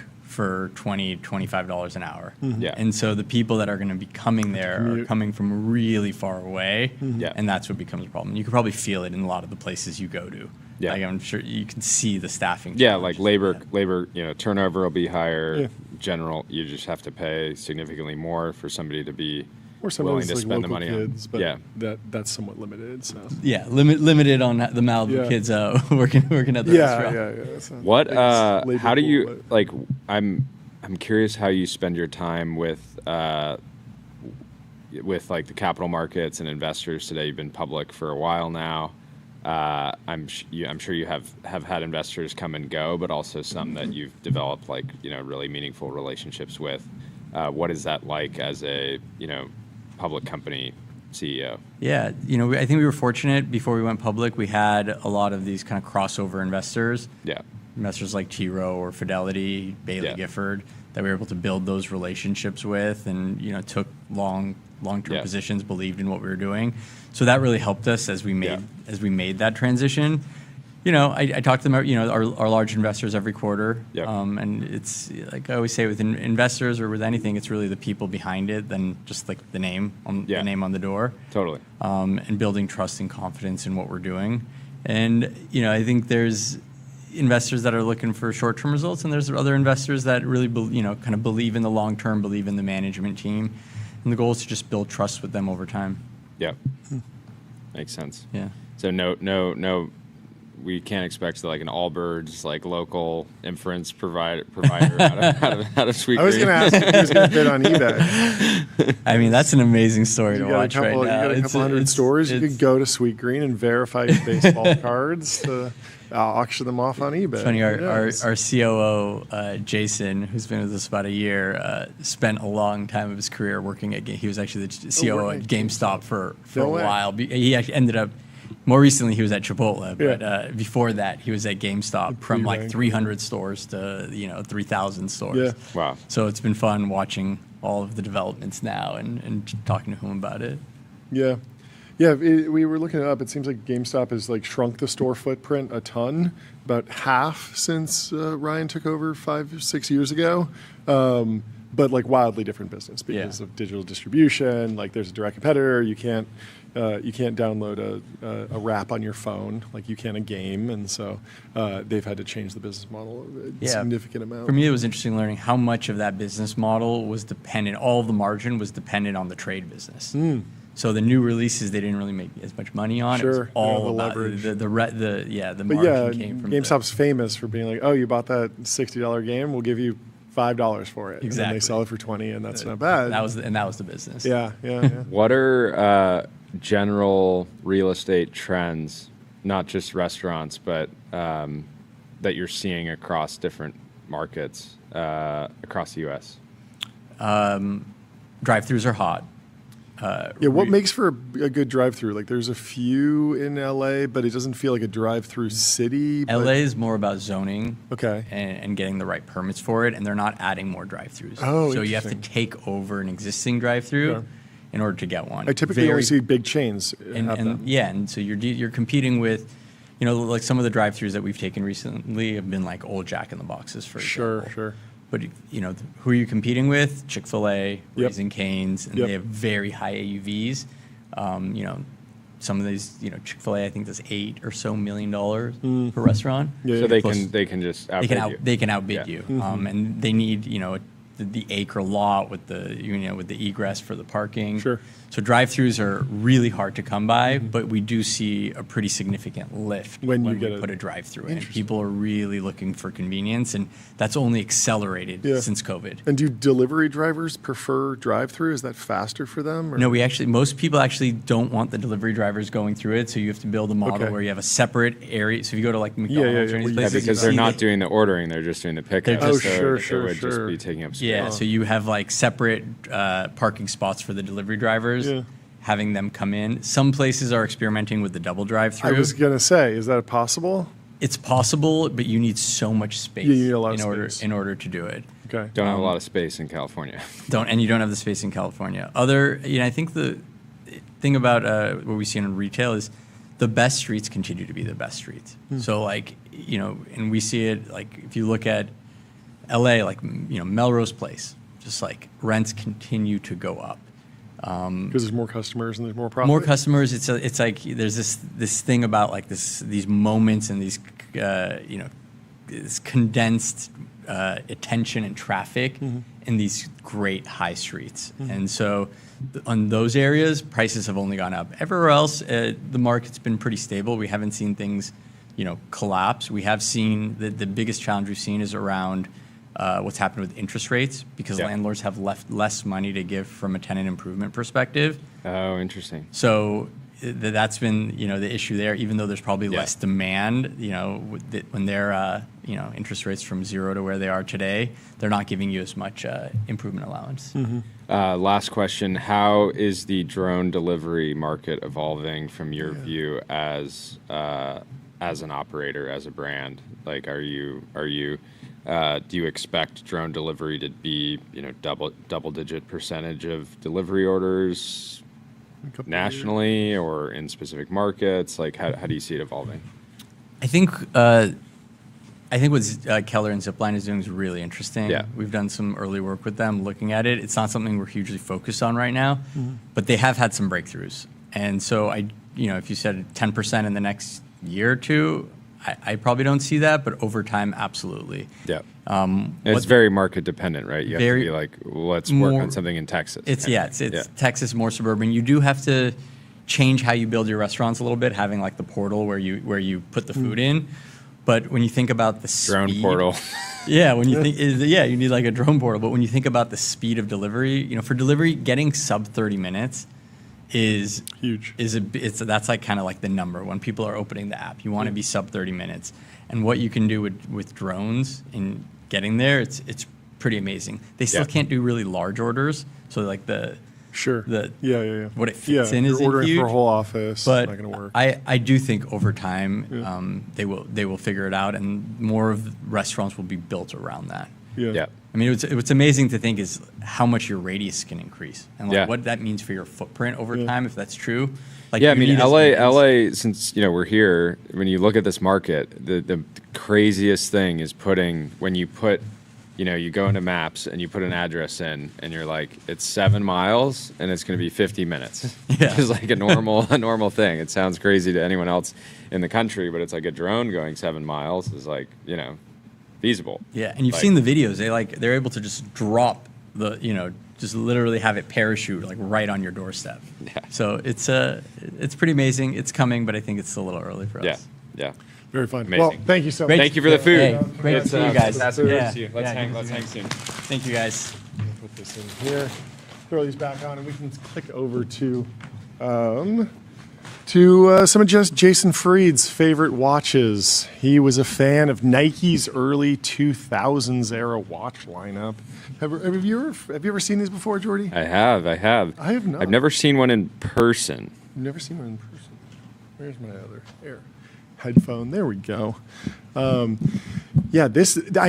this design aesthetic come back yet? I feel like there's enough posts about it. At some point, I feel like a tech startup is going to really run with it. Someone will do it. I like the kind of soft lines. Yeah. Avi from Friend was sort of doing that with the material that went into the Friend pendant, but he was talking to Paul Graham about like how do you differentiate from Apple? Like if you launch a product like this, it does stand out from an Apple Watch, certainly aesthetically, and so you at least create some like distance that's maybe defensible. Even if they come out with a competitive product, it's not. And if you become iconic with this design or a similarly bizarre design, you don't stand as much chance of getting commoditized.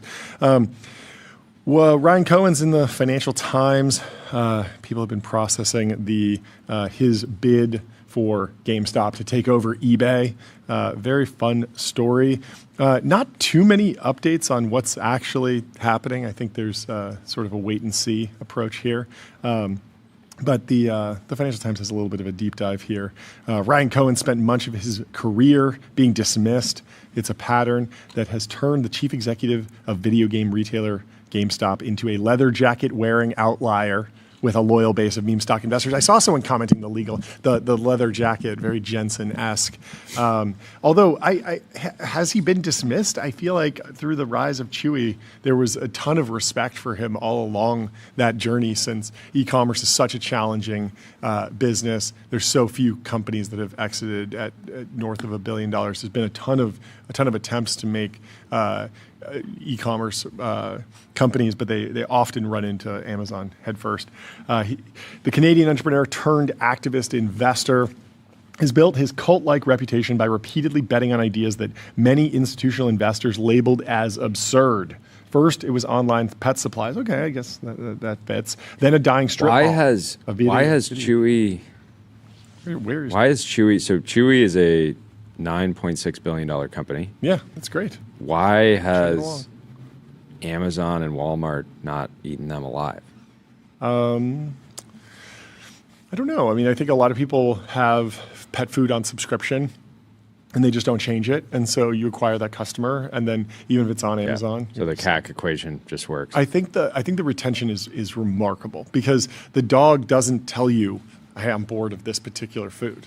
It's just like awesome. I feel like my dogs would grow up and they'd be like, but how would they communicate today? They had this look, and I know I'd had to go get an egg from the chickens and crack it on their kibble. But that's not, you're not getting that egg on Amazon, right? They don't make egg-laced dog food on Amazon. Like switching e-commerce platforms isn't going to solve your your belligerent dog problem.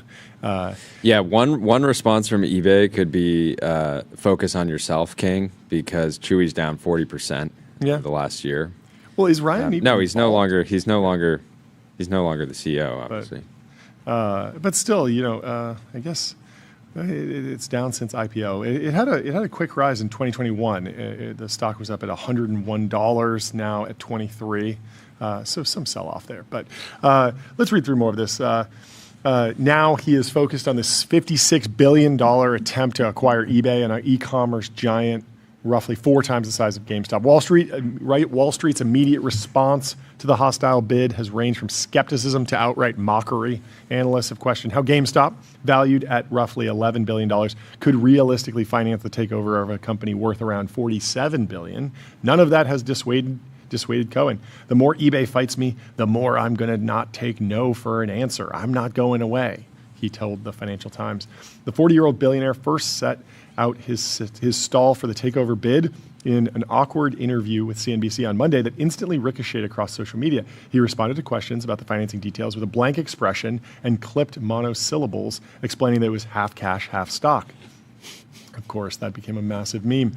The interview generated waves of memes online as X and Reddit users speculated that Cohen looked drunk, high, or exhausted. Do you think the half cash, half stock meme is good or bad for the prospects of successfully acquiring the company? I think once it clicks, it sort of makes sense, but it is a big jump to eBay shareholders to roll into that at that price. The decision or the sort of like situation would be wildly different if eBay hadn't been performing since Jamie became CEO. Yeah, it's outperformed the S&P 500, right? Yeah, which is pretty remarkable. So it's not beaten down, and the shareholders seem pretty happy.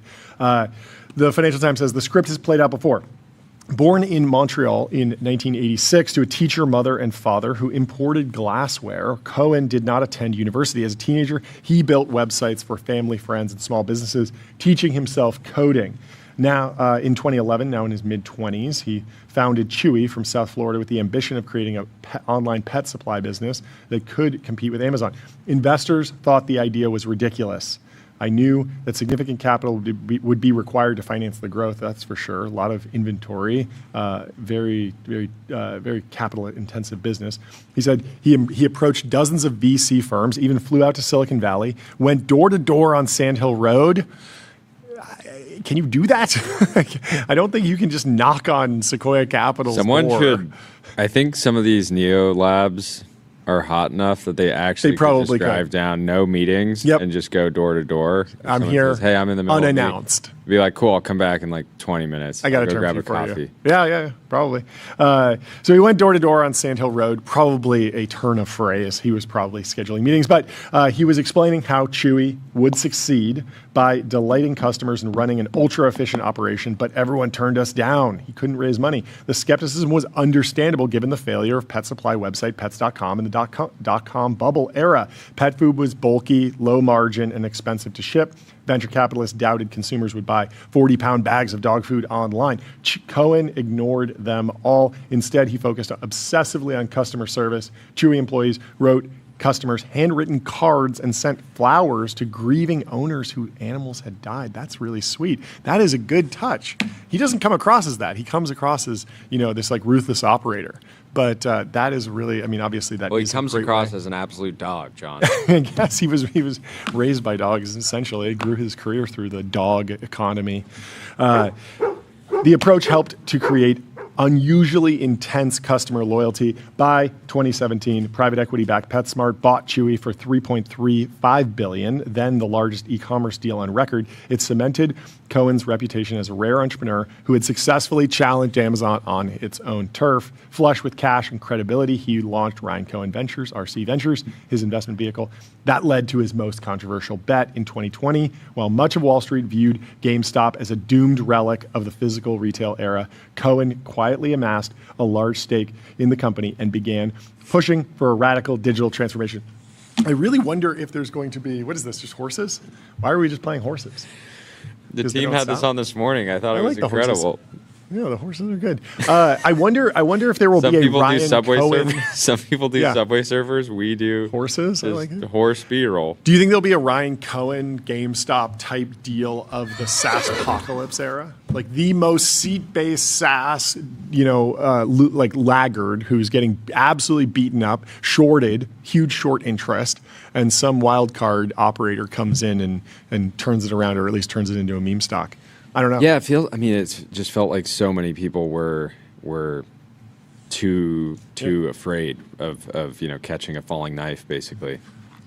But I'm sure we'll see some of we can dig into it more. We can ask Zal about it because we have my good friend Zal from Refactor in the TBPN Ultra Dome. Let's bring him on down to the seat. And I don't know, are those plates left over? We can put those plates away. Anyway, great to see you. Jared, good to meet you, man. Thanks for having me. Let's introduce yourself, and then I want to hit the gong. I want you to hit the gong. Tell us the news today. Introduce yourself, and then tell you. No, I'm Zal from Refactor Capital. As you know, I led Lucy's seed round a decade ago. That's right. And it's been a pleasure. Yeah. And I run a deep tech, hard tech fund. Hey, actually lined up pretty well. There we go. I like it. Yeah. And by the way, I do have swag for you guys. Very fun. So that is for you. And I got some. How did John pitch Lucy to you back then? Because this. This is what 4 years before Zins were like a common, word. Well, no, it was a smoking alternative, Jordy. Yeah. That's what he was pitching. It was before Zin launched. It was before Zin launched. No, I know. Yeah, I know.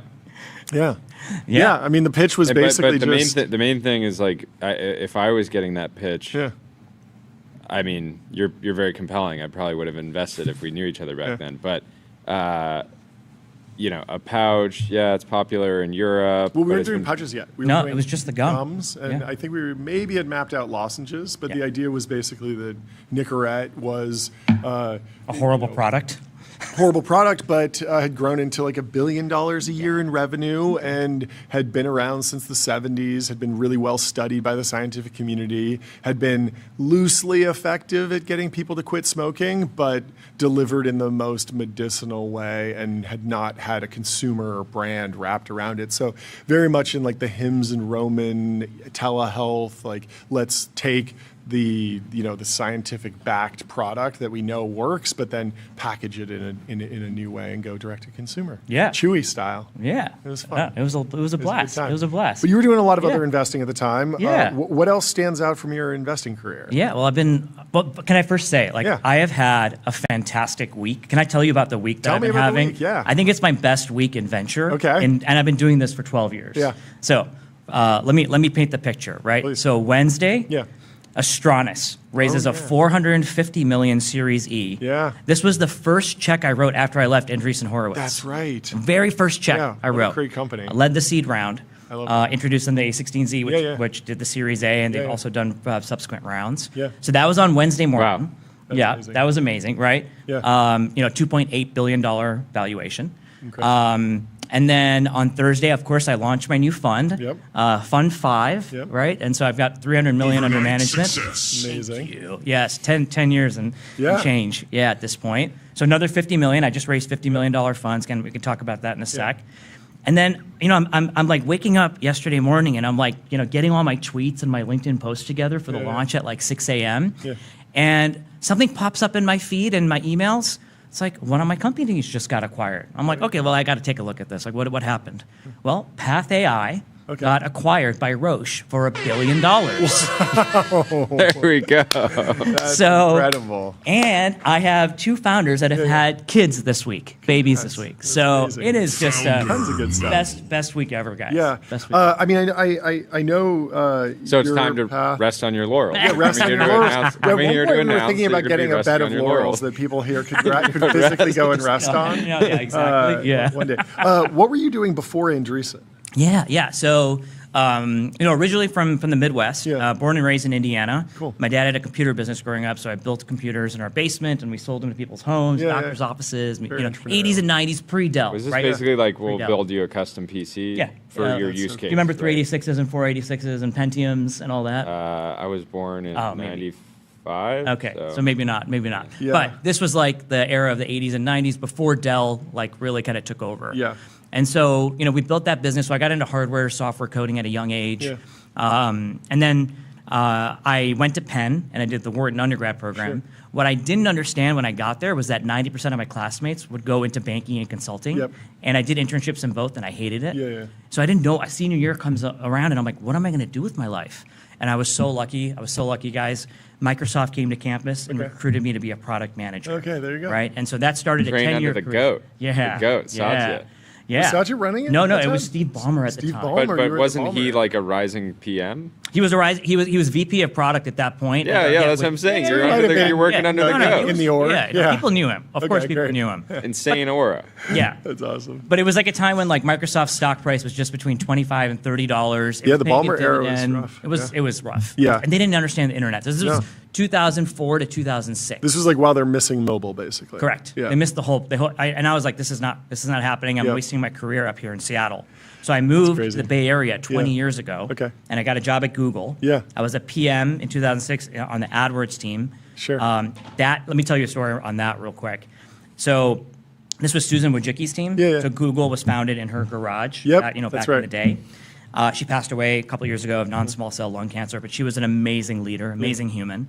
And the talent that she had put together on that floor in Building 42 on the second floor was amazing. Yeah. So I'm in this cube. Elad Gil is sitting next to me. No way. Satya Patel from Homebrew over there. Whoa. Josh McFarlane, who was at Greylock and now at Boom. Yeah. Ben Silberman from Pinterest. No way. Kevin Systrom from Instagram. Oh, Dan that's Peek insane. from Optimizely. Wow. Tom Tungus now from Theory Ventures. And Gokul Radram, who's on the board of Coinbase and Pinterest, No godfather of AdSense. We were all within 3 cubes. That's incredible. It was insane. I don't know what was in the water there, but that's remarkable. I think we've all done pretty decently. Yeah, for sure. Yeah. What does a PM on AdWords do? Yeah. Because there's like the ad matching product. That's a product, but then there's like the dashboard with which brands go to advertise and sites, and there's like a two-sided marketplace effectively. Like, what is a day in the life like? Yeah, so there's, back in the core product offering at Google back then was AdWords and AdSense. Yeah. So AdWords was like, okay, I go to google.com, Yep. I type in a search query, the ads show up. AdSense is putting ads, whether it was text or display or image ads, video ads, on other publisher sites so that publishers can start making money from the Google search algorithm based on the content of scraping that page. Surfacing the best possible ads. Sure. So my job was to kind of think about new concepts or new product launches to make more money on the AdSense side. Sure. But they were AdWords products on AdSense. Got it. Sense, Yeah. Right? Yeah. But then we acquired YouTube. Yeah. And so I was asked to move over to YouTube. Oh, okay. And another OG, Hunter Walk, Satya's partner at Homebrew, brought me over. That's awesome. And so I was working at YouTube for 3 years. Cool. And this is when we were bleeding cash. Everybody was suing us. Sony, the music labels, like the movie studios. We were burning cash like crazy. And Eric, Larry, and Sergey come to us and they're like, hey guys, this is like 2007, 2008. Hey guys, like we need to turn on the revenue spigot like yesterday.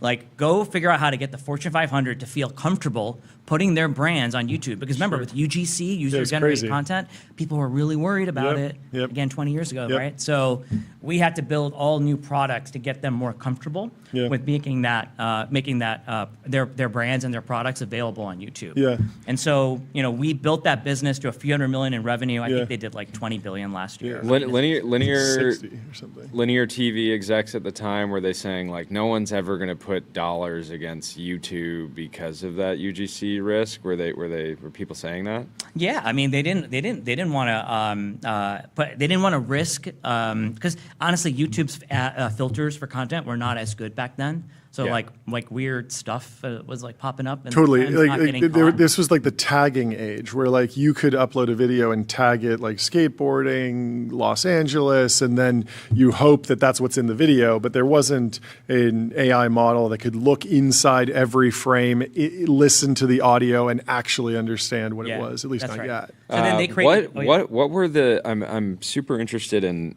every platform.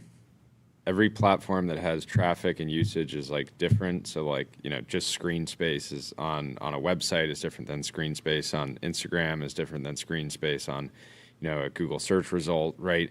What were the unique challenges with building an ad product for YouTube, given the consumption habits and the state that people come to YouTube in?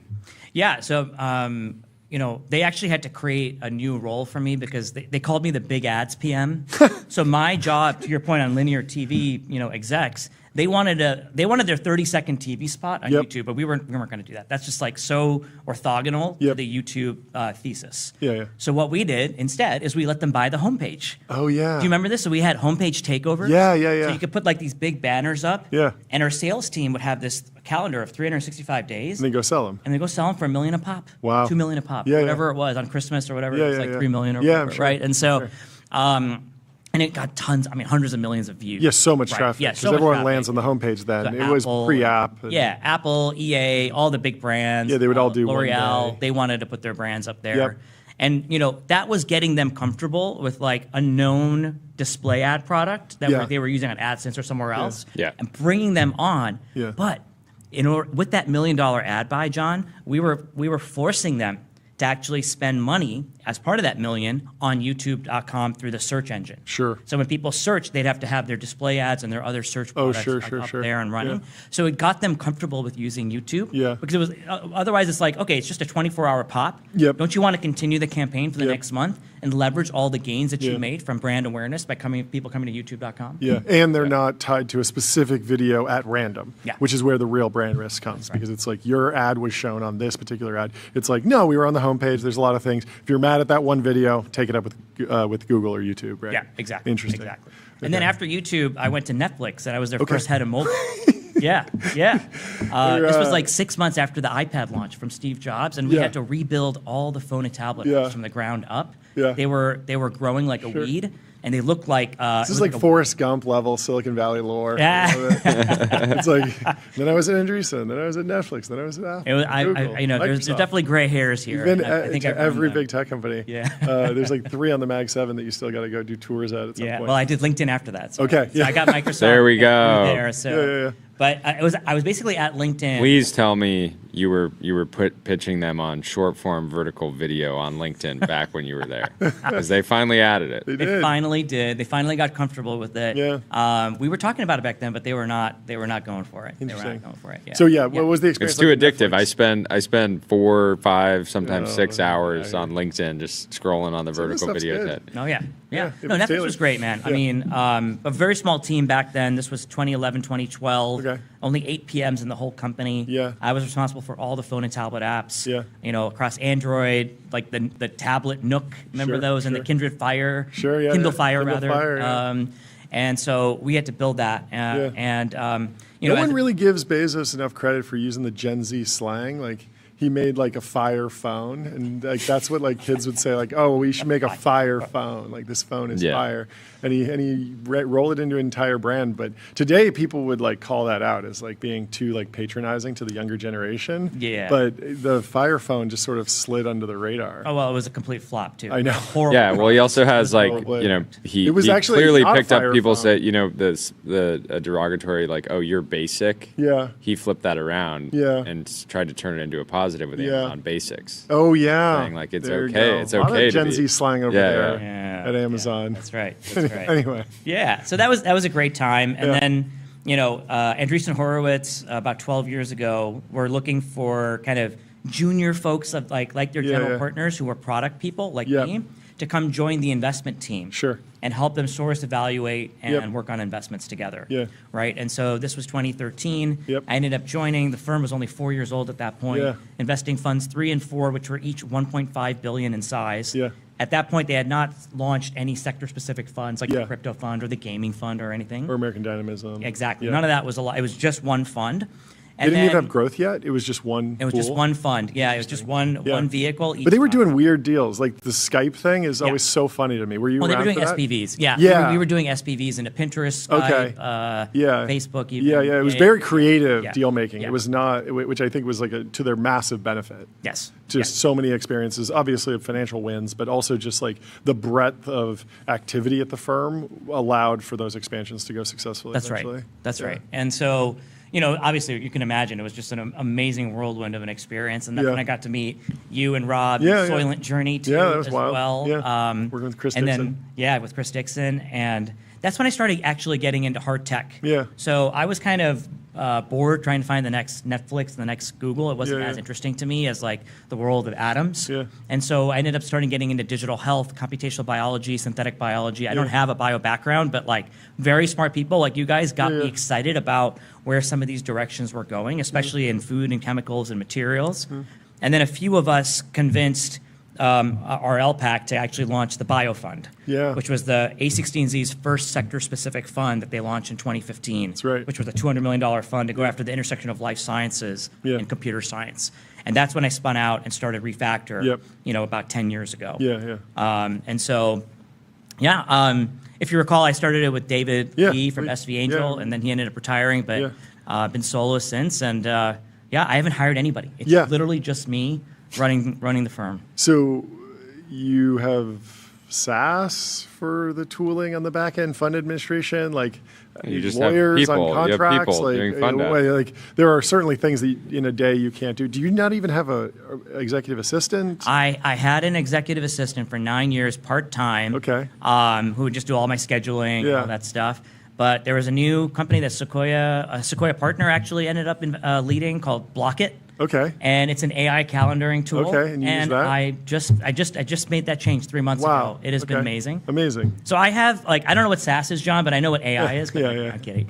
But I've got like a whole bunch of tools stuff and setups that I can actually like amplify my time.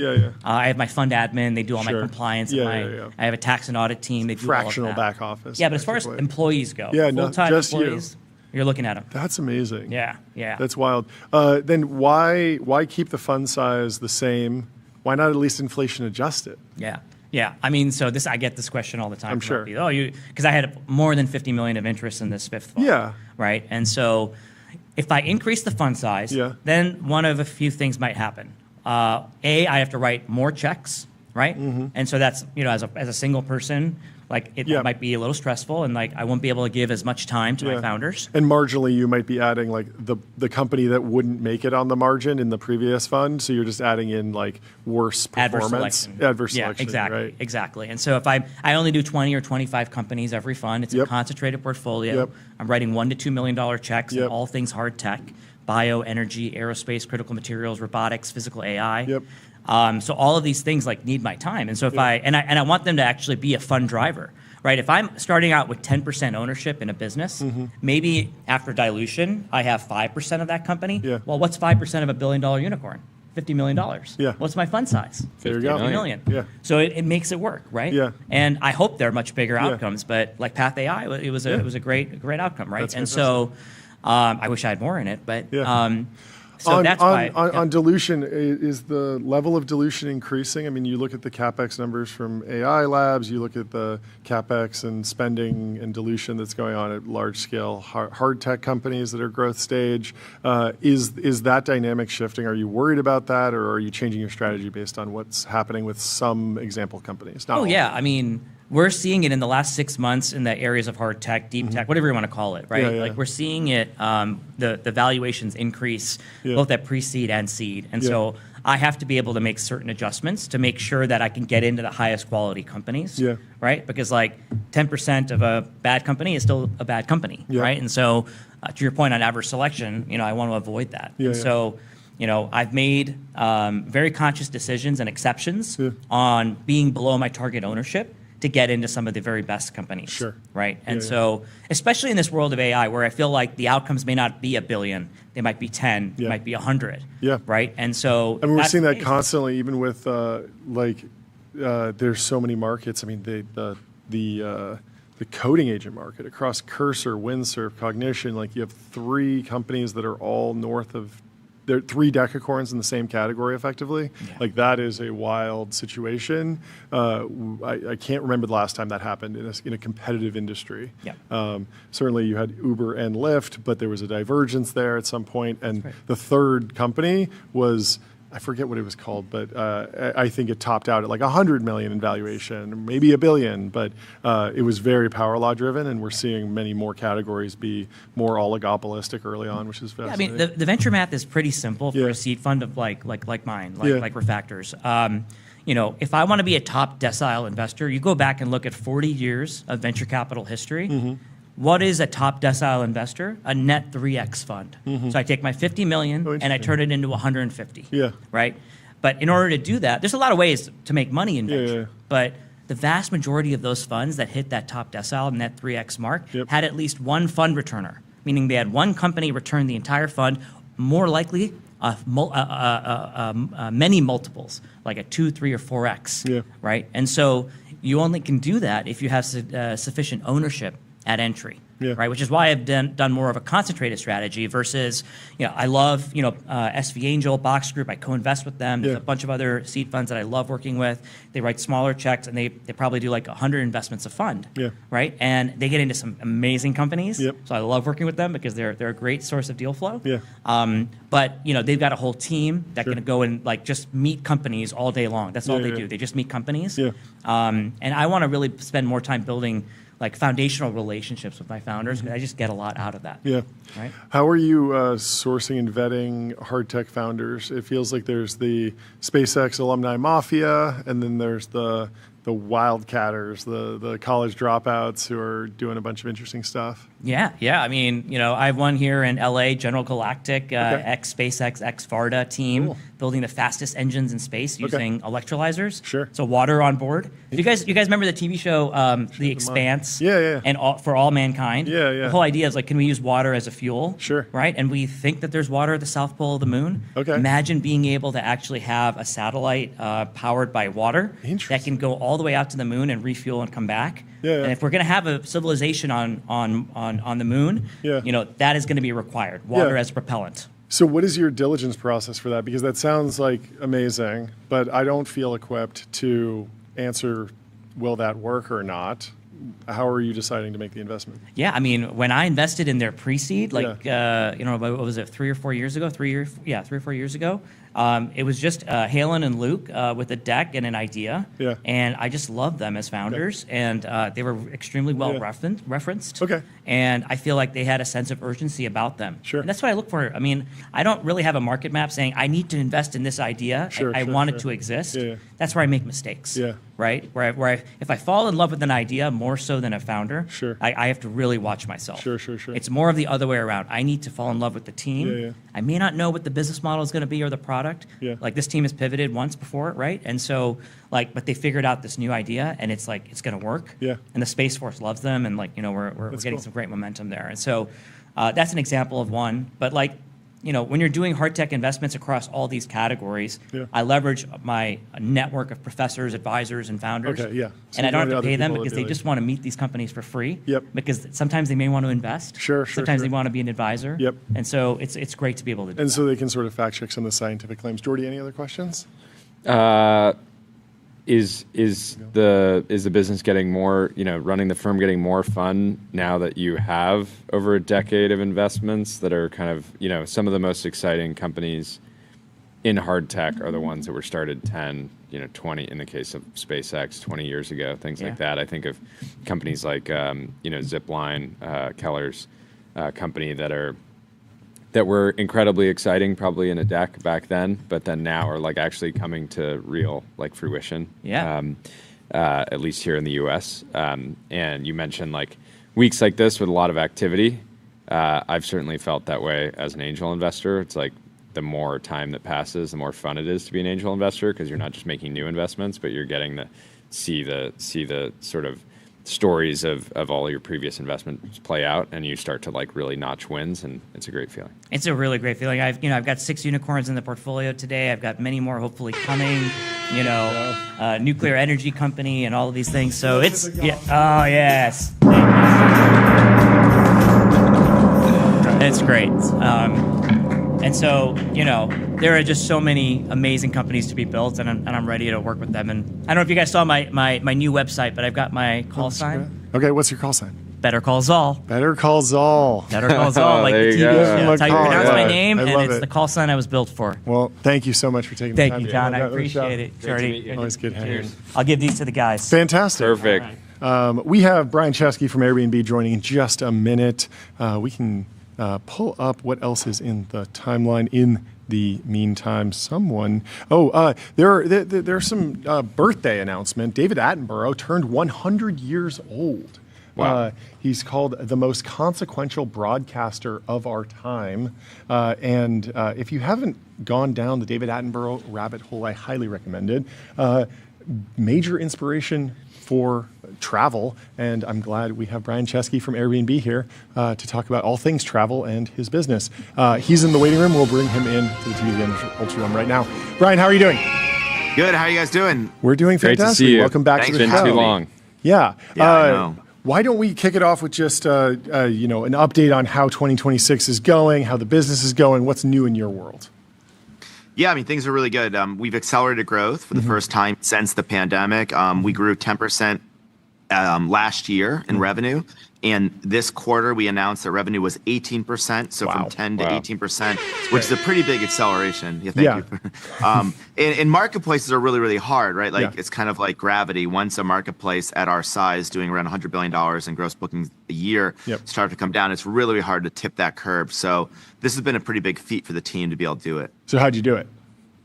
It's kind of funny. A number of years ago, I noticed that, as we got bigger, we started losing a little bit of that startup intensity, that startup energy. And I asked myself, how can we get that energy back? And we basically took a very small team.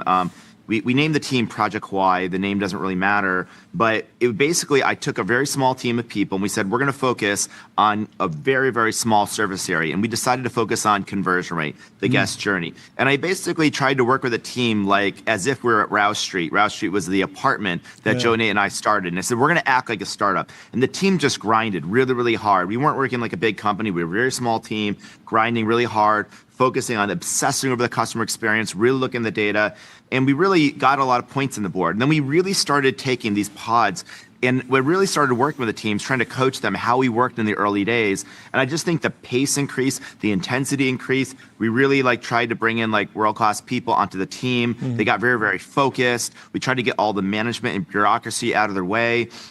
And it's been a couple years. And in fact, we were doing this last year, but one of the things is, as you know, financial results are lagging indicators, especially when you're a big company. So it takes sometimes a while to get the financial numbers to reflect what's happening inside the company.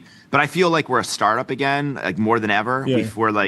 We feel much younger and smaller than earlier. And I think with AI, that would be the other thing, is 60% of our code is now written by AI, which is twice our benchmark of our competitors and peers. And it's really, really helping us. AI, I think, is a huge boon to us. I don't know if it's helped the OTAs, but it's helped us with customer service. The cost per customer service tickets down 10%, 40% people who contact Airbnb, the AI solves the problem for them. And we brought it through the entire journey. So everything is really accelerating. On the special team that went in to optimize conversion rate, I imagine you have folks internally whose job was basically the customer journey already. Then you bring in your special team, and is there some sort of culture clash there? How do you set people up for success to, not get too political in that environment, actually see it as an opportunity for a win, some fresh eyes, some fresh ideas? What is required to actually have success? Because I think a lot of big companies that bring in McKinsey and they put together a big deck and everyone freaks out and thinks they're getting fired, and maybe some of the good ideas are surfaced, but it never really goes through. So what do you have to communicate to the team that is receiving information from this new Quai team? Yeah, so it's a great thing. I mean, really what I'm talking about has played out over really 5 years. And the term founder mode, what it really meant that Paul Graham wrote was about me skipping layers of management and going into the details with teams. And instead of here's my advice. If you're a CEO or a leader of a company that's big, don't try to change the whole company, try to change a corner of the company. It's kind of don't renovate the whole house, pick one room and make it perfect and then go room to room. So I really told teams hey, I actually didn't replace the team. I took the team that was already working. I like handpicked some people on the team, but I really just taught them the pace, and I would review work very regularly. So I'd sometimes review the work weekly or even daily to just teach them a level of intensity, a level of perfection. And it was unfamiliar and uncomfortable. And I will tell you that not everyone liked it, and some people didn't stick around the company because they didn't like that way of working. But those who stuck around, and the vast majority did, they realized, wow, actually, when the CEO is involved, it's actually easier. There's less bureaucracy. I try to make the work better, and I try to clear all obstacles. And so I basically did that group by group. And the great thing is, like, I was in massive number of details, reviewing everything for years. But eventually, it's like muscle memory. It's like an instructor or a coach. You have to teach them, but once they learn and they have the muscle memory, like a golf swing, you can step back, and now it's muscle memory. So now I don't have to be in all these details, all these teams.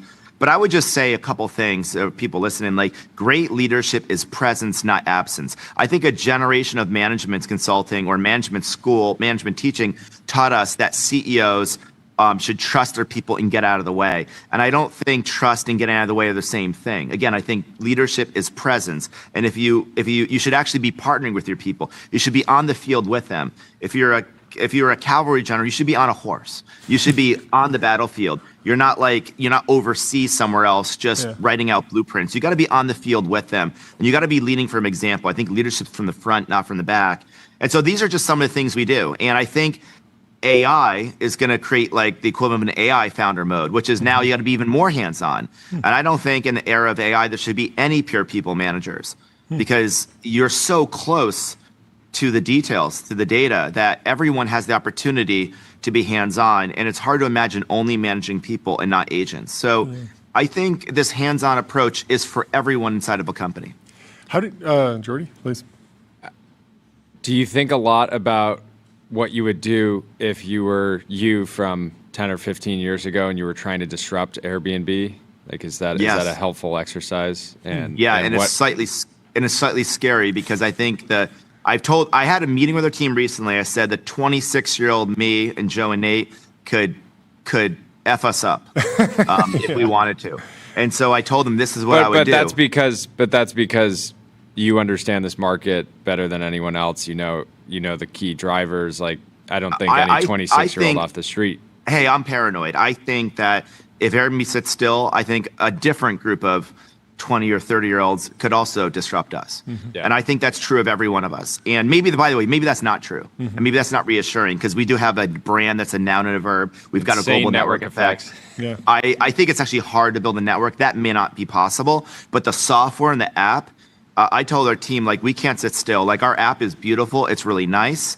But we got to be in a world of AI native. And here's a key point I would make. I do not think a chatbot is the right interface for travel or e-commerce. That might be a radical statement. ChatGPT launched third-party apps last year. In March, they shut them down. I don't think a chatbot's the right interface. It's got 4 or 5 problems. The first problem is it's text-based. Photos are an afterthought. The second is there's no direct manipulation. You have to type every single prompt, which is fine for a conversation, but you can't like add filters, you can't cook around. The third problem is it's hard to compare. A lot of e-commerce and travel is comparison shopping. If you have thousands of options, the AI has to know exactly what you want to be able to show you 1 or 2 things, but you usually want to see more choices and you get lost. And most AI is single player. It's not collaborative. Let alone the fact that Airbnb, it requires people to have an account. That 85% of people send a message.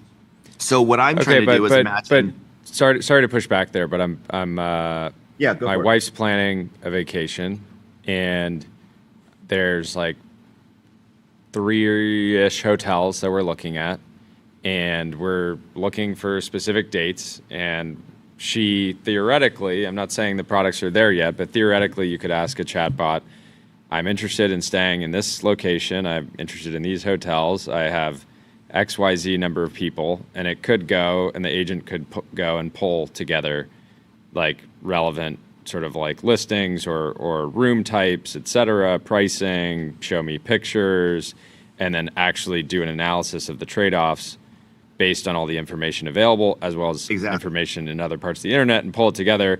And then she could share that chat with me, and we could both review it together. Yes, I agree. That's the future, and that's not a chatbot we described.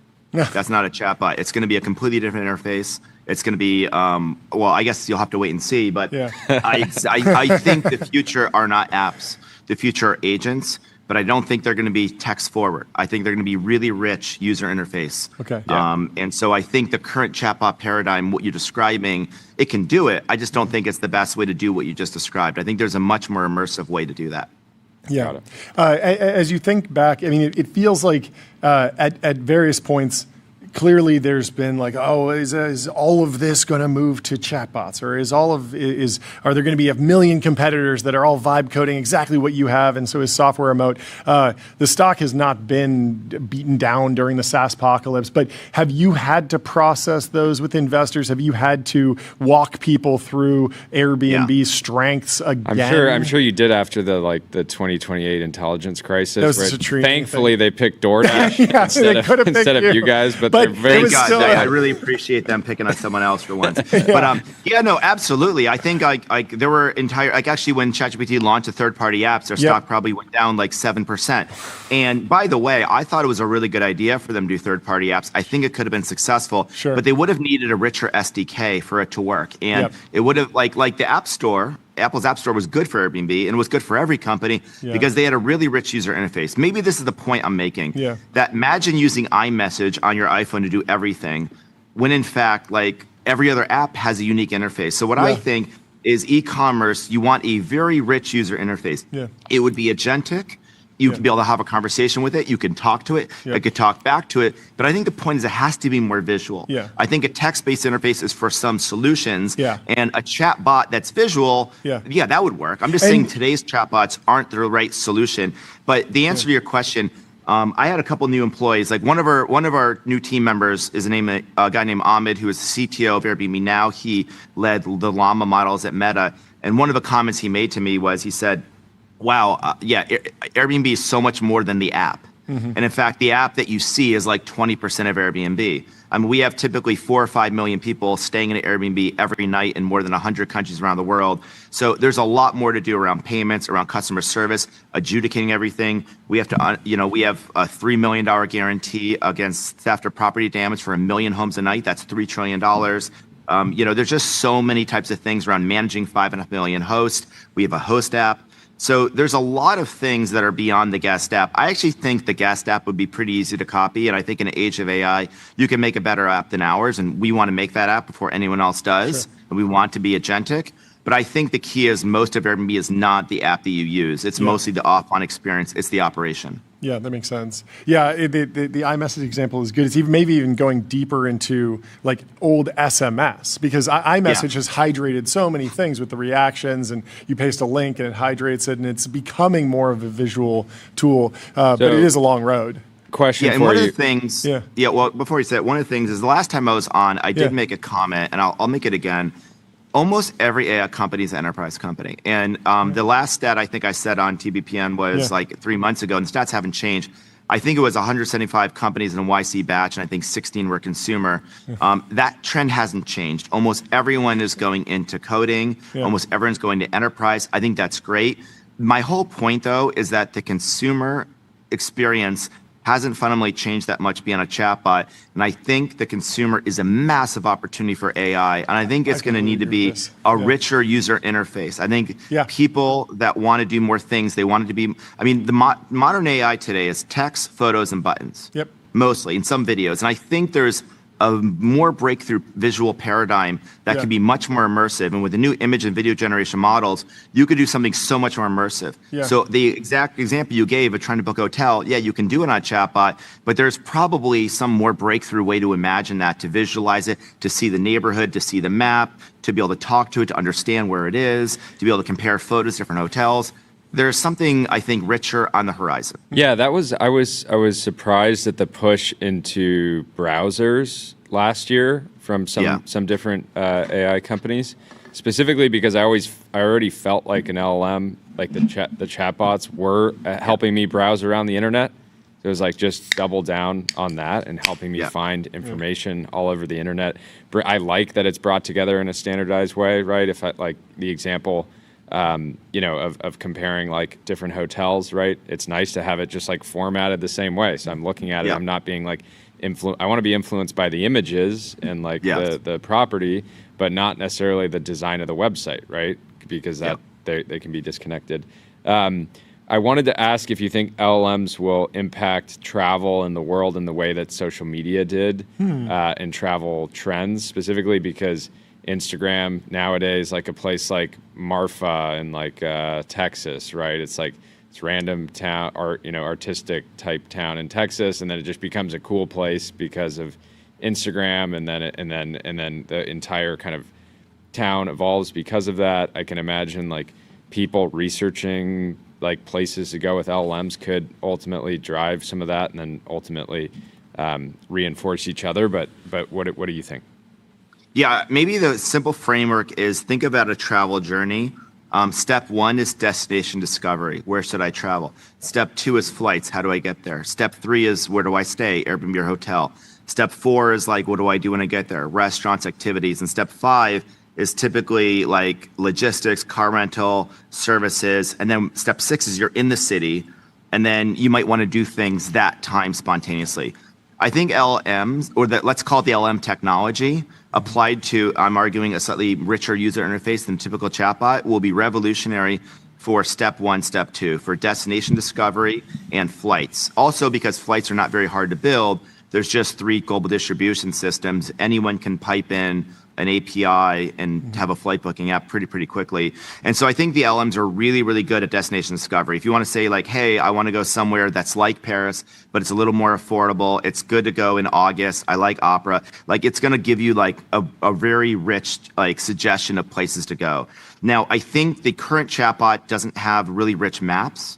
I think it could do a lot more visually. I think eventually chatbots or this new interface could be very video-based. So imagine a chatbot that was actually video-based or very, very photo-based rather than a little less text-based. I think that would probably be what you'd want for travel. I think what I'm describing would disrupt travel more than the current chatbots, which are more acting like Google, sending referral traffic. And they actually, the referral traffic from these chatbots are converting higher than Google. And so actually the chatbots are actually additive to travel companies. To disintermediate travel company, you would really want to disintermediate the travel journey. It would have to be much richer. Yeah, I feel like, do you remember that company Hipmunk? I think it was founded by some really YC founders, right? And actually the CEO of Reddit. That's right, Steve Huffman, right? Wait, you're talking about HipCamp? No. Hipmunk. Hipmunk was a really cool flight booking. It was a really cool flight booking dashboard, and it would rank the flights by pain, like a pain index. Yes. So it would say, well, you're not going to face financial pain because it's a really cheap flight, but you do have a stopover, or you do have to get to the airport super early. And so it would blend all these things together, and it's something that it feels like could be vibe coded over a weekend now. Totally. And yet, it is weird that when I open up the App Store charts, I see ChatGPT, Gemini, Claude, and then it's just AI chat apps. And we haven't had that breakout moment. Demis was on stage at YC actually talking about the fact that it feels weird that we have this super intelligence in the enterprise and vibe coding, and 60% of Airbnb's code is written by AI now, and yet we don't have like a new AAA game or a new video game that everyone's playing. And I'm wondering, like, is that a lack of creativity? Is it a lack of risk taking, that there's just too much money? It's too obvious to be able, if you're good in AI, just go into enterprise because you'll just raise a bunch of money, get a bunch of customers. It's really easy to make money, and it's more risk on in consumer. Like, what do you think needs to happen? Or is it just the intelligence isn't quite there, and maybe the next model's the one that unlocks it? Man, this is such a good question. I think there's like 3 or 4 factors going on. The first factor is I saw a tweet recently that I think there's like 60 new Neo labs being formed. Yeah. And I've met a number of these researchers, and a lot of them are interested in doing the same things. Yeah. And I think what I'm noticing is most of these teams are purely AI people. Yeah. They don't have product people or designers on their team. They're picking things like science. They're picking things like coding. They're picking things like we want to create a different type of model. This is great, but I don't know if all 60 companies should be doing the same problem. And so what you're seeing is you don't see a big focus on people wanting to do consumer. I think some people think that the AGI can just figure out consumer. I think that's maybe overly simplistic thinking. I do think you have to have a point of view about consumer. So I think that's the first point. I think the second point is, Silicon Valley's become more vibe and trend based than when I came to Silicon Valley 2007, although it was back then. And one of the things I think when people see enterprise companies doing well, they go into it. Mm-hmm. And I think there's this like natural flywheel.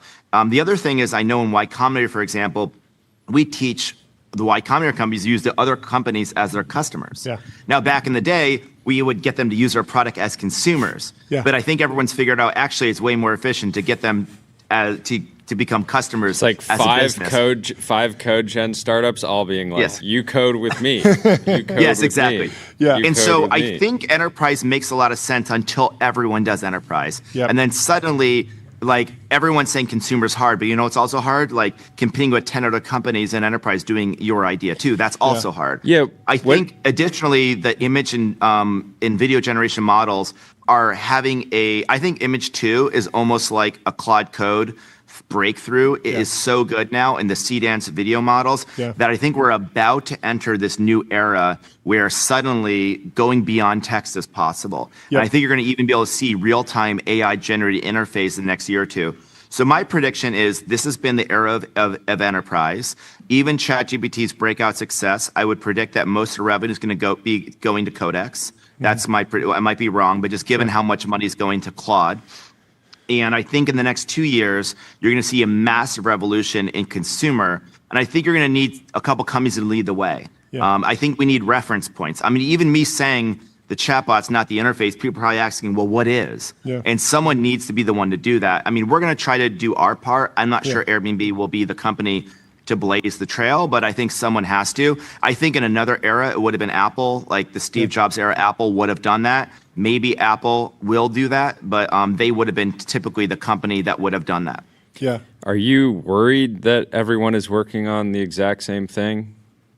And when I say exact same thing, I mean agents that can do things on your computer and or look at the iPhone App Store chart or look at the early stage startup market, right? A lot of companies, whether the full spectrum of companies from hyperscalers to labs to neo labs to. I'm not too worried. I might be a little worried for the entrepreneurs if they're like the 10th company doing something. I mean, like Peter Thiel was one of our earliest investors.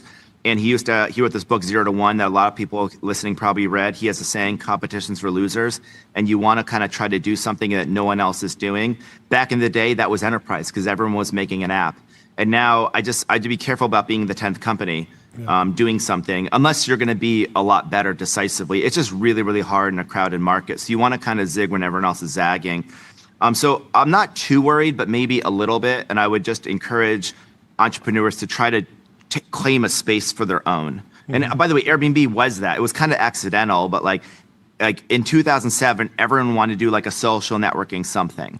And we were like, it was tempting for us to try to be a social networking something as well. It was accidental that we inflated through airbeds one weekend and created airbed and breakfasts. And people thought it was the worst idea ever. I guess it became like the worst idea that ever worked. But we carved our own space, as did Uber. And we weren't trying to be anything else. And so and by the way, OpenAI wasn't trying to be anyone else either. Maybe they were a little bit like DeepMind, but AI was not the thing when OpenAI and Anthropic got started. So I do think there is something about not chasing trends. I think once it's a trend, it can be a little crowded and to try to claim out your own space. And I would say there's so much of the US economy that AI hasn't yet touched. Yeah.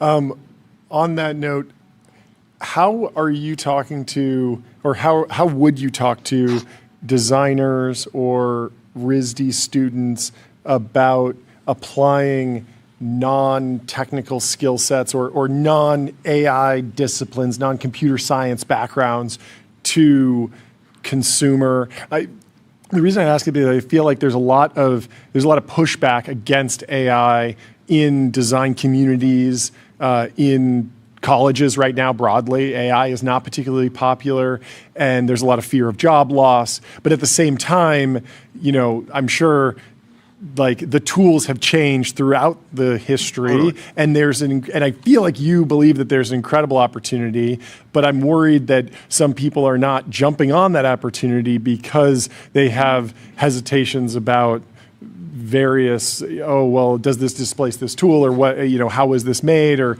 is this the right tool for the job? Should I even be using this? Yeah, I'm really worried that an entire generation of designers, artists, and creative people are going to decide to kind of sit out AI. And I think it's the biggest opportunity for creative people in my lifetime. By the way, this is not the first time designers were late.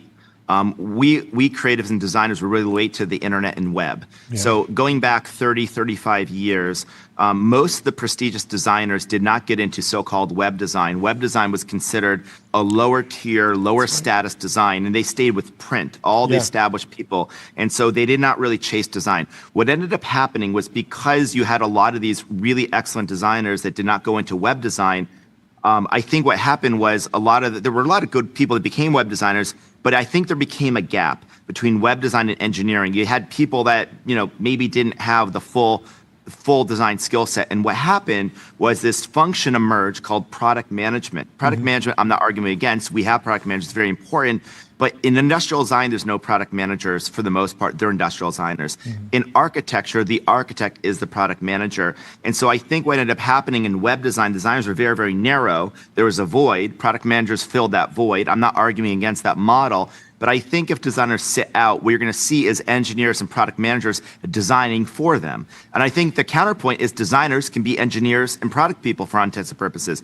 Said differently, if I were starting Airbnb today, I'd be vibe coding in Claude Code. And I'm trying to do it now. I'm doing it for fun. I'm not really going to be doing anything productive Airbnb. But if I was 26, I would have thought of myself as a technical person. I think all designers should think of themselves as product people and as, front end engineers, if anything. And so I think this is a boon. I don't think that the future of the internet has to be all text-based. I think it can be very visual. I think the photo and video generation models allow you to design incredibly rich interfaces. And this is, I think, the best time in the world for designers and creative people to get involved. And I think they're just a little bit afraid. And whatever we can do to enlist them to just get their hands dirty, many designers are. I just think more should get involved and not be getting out of typical wireframes. Just start coding. Do you think, assuming we solve this problem of not enough, creative people working in consumer, we build, we as a society build cool new consumer products and experiences and apps. There's something that deserves to be at the top of the App Store. Has distribution and the acquisition of customers and users changed structurally?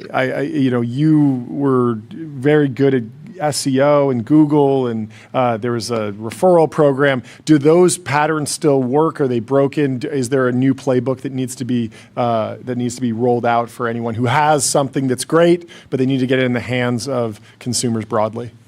I think we need new patterns. This is a funny saying. I think the highest turnover job of any executive in Silicon Valley might be the CMO. I don't know for sure, but you don't see a lot of turnover of CFOs. You don't see a lot of turnovers of CTOs. Yeah. But like Amazon was famously, and I don't know if part of my theory is that what works in marketing changes every few years, and you have to be adaptable, and your old playbook gets outdated. So marketing is unfortunately one of the hardest functions. I have a huge amount of respect for people marketing, because once something works, it almost becomes stale, because then everyone does it. And so influencer marketing was really successful until everyone did it. And then people kind of tune it out. It's this thing called banner blindness. Banner blindness is after you see something over and over, you tend to be blind to it. And so you need a new tactic. So I think that a couple thoughts. Number one, I think that just like we need new interface design, new creative experiential approaches, we also need new types of marketing. I don't know off the top of my head what that is. It's probably something we haven't done before. I mean, Joe and I, we did bizarre things, like we sold collectible cereal boxes, and we when social media was new, we were all over social media. And when there were newspapers, we would hunt down reporters and try to get them to write about us. But people ask me, how do I get users? I'm like, all the tactics from 2008 aren't relevant anymore. So you got to be relevant, and you got to find new tactics. The second thing I'd say, though, is you're right. The distribution is mature. When we started Airbnb, the App Store was young. In fact, the internet was still young. I mean, you could launch a website and just ride the growth of the internet. And it's hard. The internet is not growing like it did before. In other words, people were coming onto the internet in hundreds of millions a year, new users. So I do think distribution for consumers mature. At the same time, the top apps in the App Store are new apps. They're mostly chatbots. So what that tells you, if you do something truly breakthrough and revolutionary, consumers will still probably find it. And so that's, I think the two principles are do something so revolutionary, consumers will find you. And number two, you're going to have to find your own new tactics. And, anything that is standard is probably stale. Well said. I have one more. But. Yeah, looking out into the future, you've ridden the growth of the short-term rental market. You dominate it now. Is the biggest opportunity to just continue to make the best product in the category, ride the continued growth of it, or do you think there's another STR size market for Airbnb? I think the biggest opportunity for Airbnb is to go beyond our core business. I do think our core business does close to $100 billion in gross sales if you net out all the other businesses, gross booking value, the total amount of reservations going through the site. I think that could probably double one day. I don't know how long that one day is, but for every person who stays in Airbnb, 8 or 9 stay in a hotel. I think we can get one extra person in an Airbnb eventually. And I think that can get you to 200 billion. I think there's a market much larger than Airbnb, which is hotels. Again, hotels is about 8 or 9 times the size of Airbnb. I don't think we'll ever be a hotel dominant site, but we are going more aggressive into hotels. A fun thing is that about half the hotels in the world are independents and boutiques. They're not chain hotels. And they're not really happy listing on the OTAs because they pay a higher commission than the chains. A lot of these independent hotels are being forced, or they feel like their hand is being forced to franchise to Marriott, to Hilton, and other brands because they have loyalty programs. They can negotiate lower commissions. So we think we can be a distribution channel for these boutiques independents. That is a multi-billion-dollar market. I think another one would be services. There's no Amazon for services. And, think about you can hit a button and a car can pick you up. You can hit a button and food can be delivered to you. But what about hitting a button and having 80 other things possible? I don't know if any one market is large, but if you add up the 80 different service verticals, that to me is another pretty big market. And then maybe the last one is living, stays of longer than 30 days. More and more people have a job via laptop. More people are nomadic. More people are moving around. That's another really big market. So I think for Airbnb, we're looking at really expanding to a lot of different categories. And I think that's where most of the growth is going to be in the future. Do billboards in San Francisco work on you? Going back to marketing, it's one of these old things where, yes, I completely agree with you. The CMO who did the first billboard campaign back in the 50s probably printed legend, books written about them. Well, the billboard campaign that worked over the last couple of years was just buy so many billboards that people are like, wait, how did this company buy so many billboards? Yeah, right? And so I'm wondering, is your thesis on marketing that these things go in cycles? And yes, we might be out of the influencer marketing meta right now, but it's going to come back in 5-10 years. Who knows? That's possible. Or is it rise and fall and then never again? I think these channels, though, they don't go away. They just stop being if you do this thing, you're going to grow like crazy. Yeah, you still need to do that thing, but it's no longer an art. Okay. Yeah. What do you think? You guys are okay. So one thing I have to acknowledge is I think all of us, advertising works better on us than we admit. Yep. I honestly, we spent a lot on all these ads, and I kind of think to myself, do these really influence people? Yeah. And if they do, and if they didn't, we wouldn't be spending $1 billion a year in advertising. So I want to admit that advertising does influence us more than we realize. There's, I think, a lot of studies that show that doesn't change my mind. But you see something 7 times, and it probably, even if you don't want to believe it, you might start believing it. Yep. So clearly it works. Yep. I do think, though, the ROI of new ideas works a lot better. Just for example, we spend a lot on advertising, but the most popular marketing we've ever done is when the Barbie movie came out, we took a house in Malibu, we turned the Barbie Malibu dream house, and it was new, and the whole internet talked about it, and the ROI of that was better than any ad we've ever done, right? We've done things like that. So I do think doing kind of crazy, slightly unhinged things that people notice, you guys are successful because you're different, right? I think being different is the key to marketing. And so if you have a billboard, people are probably influenced, but if it looks different than another billboard, it's going to work. So I think the key to marketing is to be different because you got to stand out. Yeah.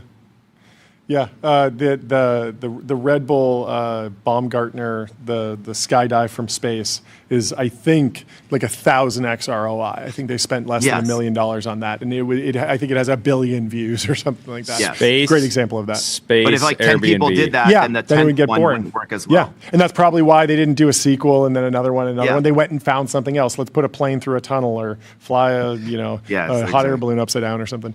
Get a blimp on Airbnb that I can go on a sky cruise. Sleeping in a blimp, yeah. So that would be a very good idea. Maybe we can talk about it. I'd love that. Ship it. Definitely. We'll podcast. Yeah, I don't know how long it takes to get to LA to San Francisco. If it takes me 2 days, 3 days, but I have a beautiful view. Would you guys do that? I would. Could we talk about that? I would 100% do that. It'd be good advertising for us and you. So we say things like this all the time where we're like, oh yeah, like we'll definitely like do something, and oftentimes it's hard to schedule. But we have been talking about blimps for like over a year. We know we can broadcast. We've been having to happen with a blimp. We've been having guests call in from their jets with Starlink, and the connection is perfect. It is. So much so that people in our chat sometimes don't know that the person's on a plane. Okay, you've heard it here first. Okay. Airbnb and TBPN are going to work together on a blimp partnership. You guys are going to broadcast across the country on a blimp. I love it. And Airbnb's going to be a part of that. Yes, I want to make this work. Let's figure it out. We'll talk. We'll cook. Fantastic. Well, thank you so much for coming on the show. Brian. Have a great weekend, and we'll talk to you soon. You're the man. All right, bye guys. We're going on a blimp, baby. We're blimp maxing. Let's go. We've been waiting for this for so long. We've been thinking about blimps, what we could do with them, and we finally have the perfect fit. I couldn't be more excited. Thank you for tuning in to TBPN today. It's a fantastic show. Thank you to our guests and our audience, and leave us 5 stars on Apple Podcasts and Spotify. Sign up for our newsletter at tbpn.com. And that was supposed to cut to John. There we go. You got it. All right. Anyway, we love you guys. Sign up for our newsletter. Leave us 5 stars. Thank you. And we'll see you on Monday. Have a great weekend. Goodbye. Love you. Flashbang out. Something like that, right?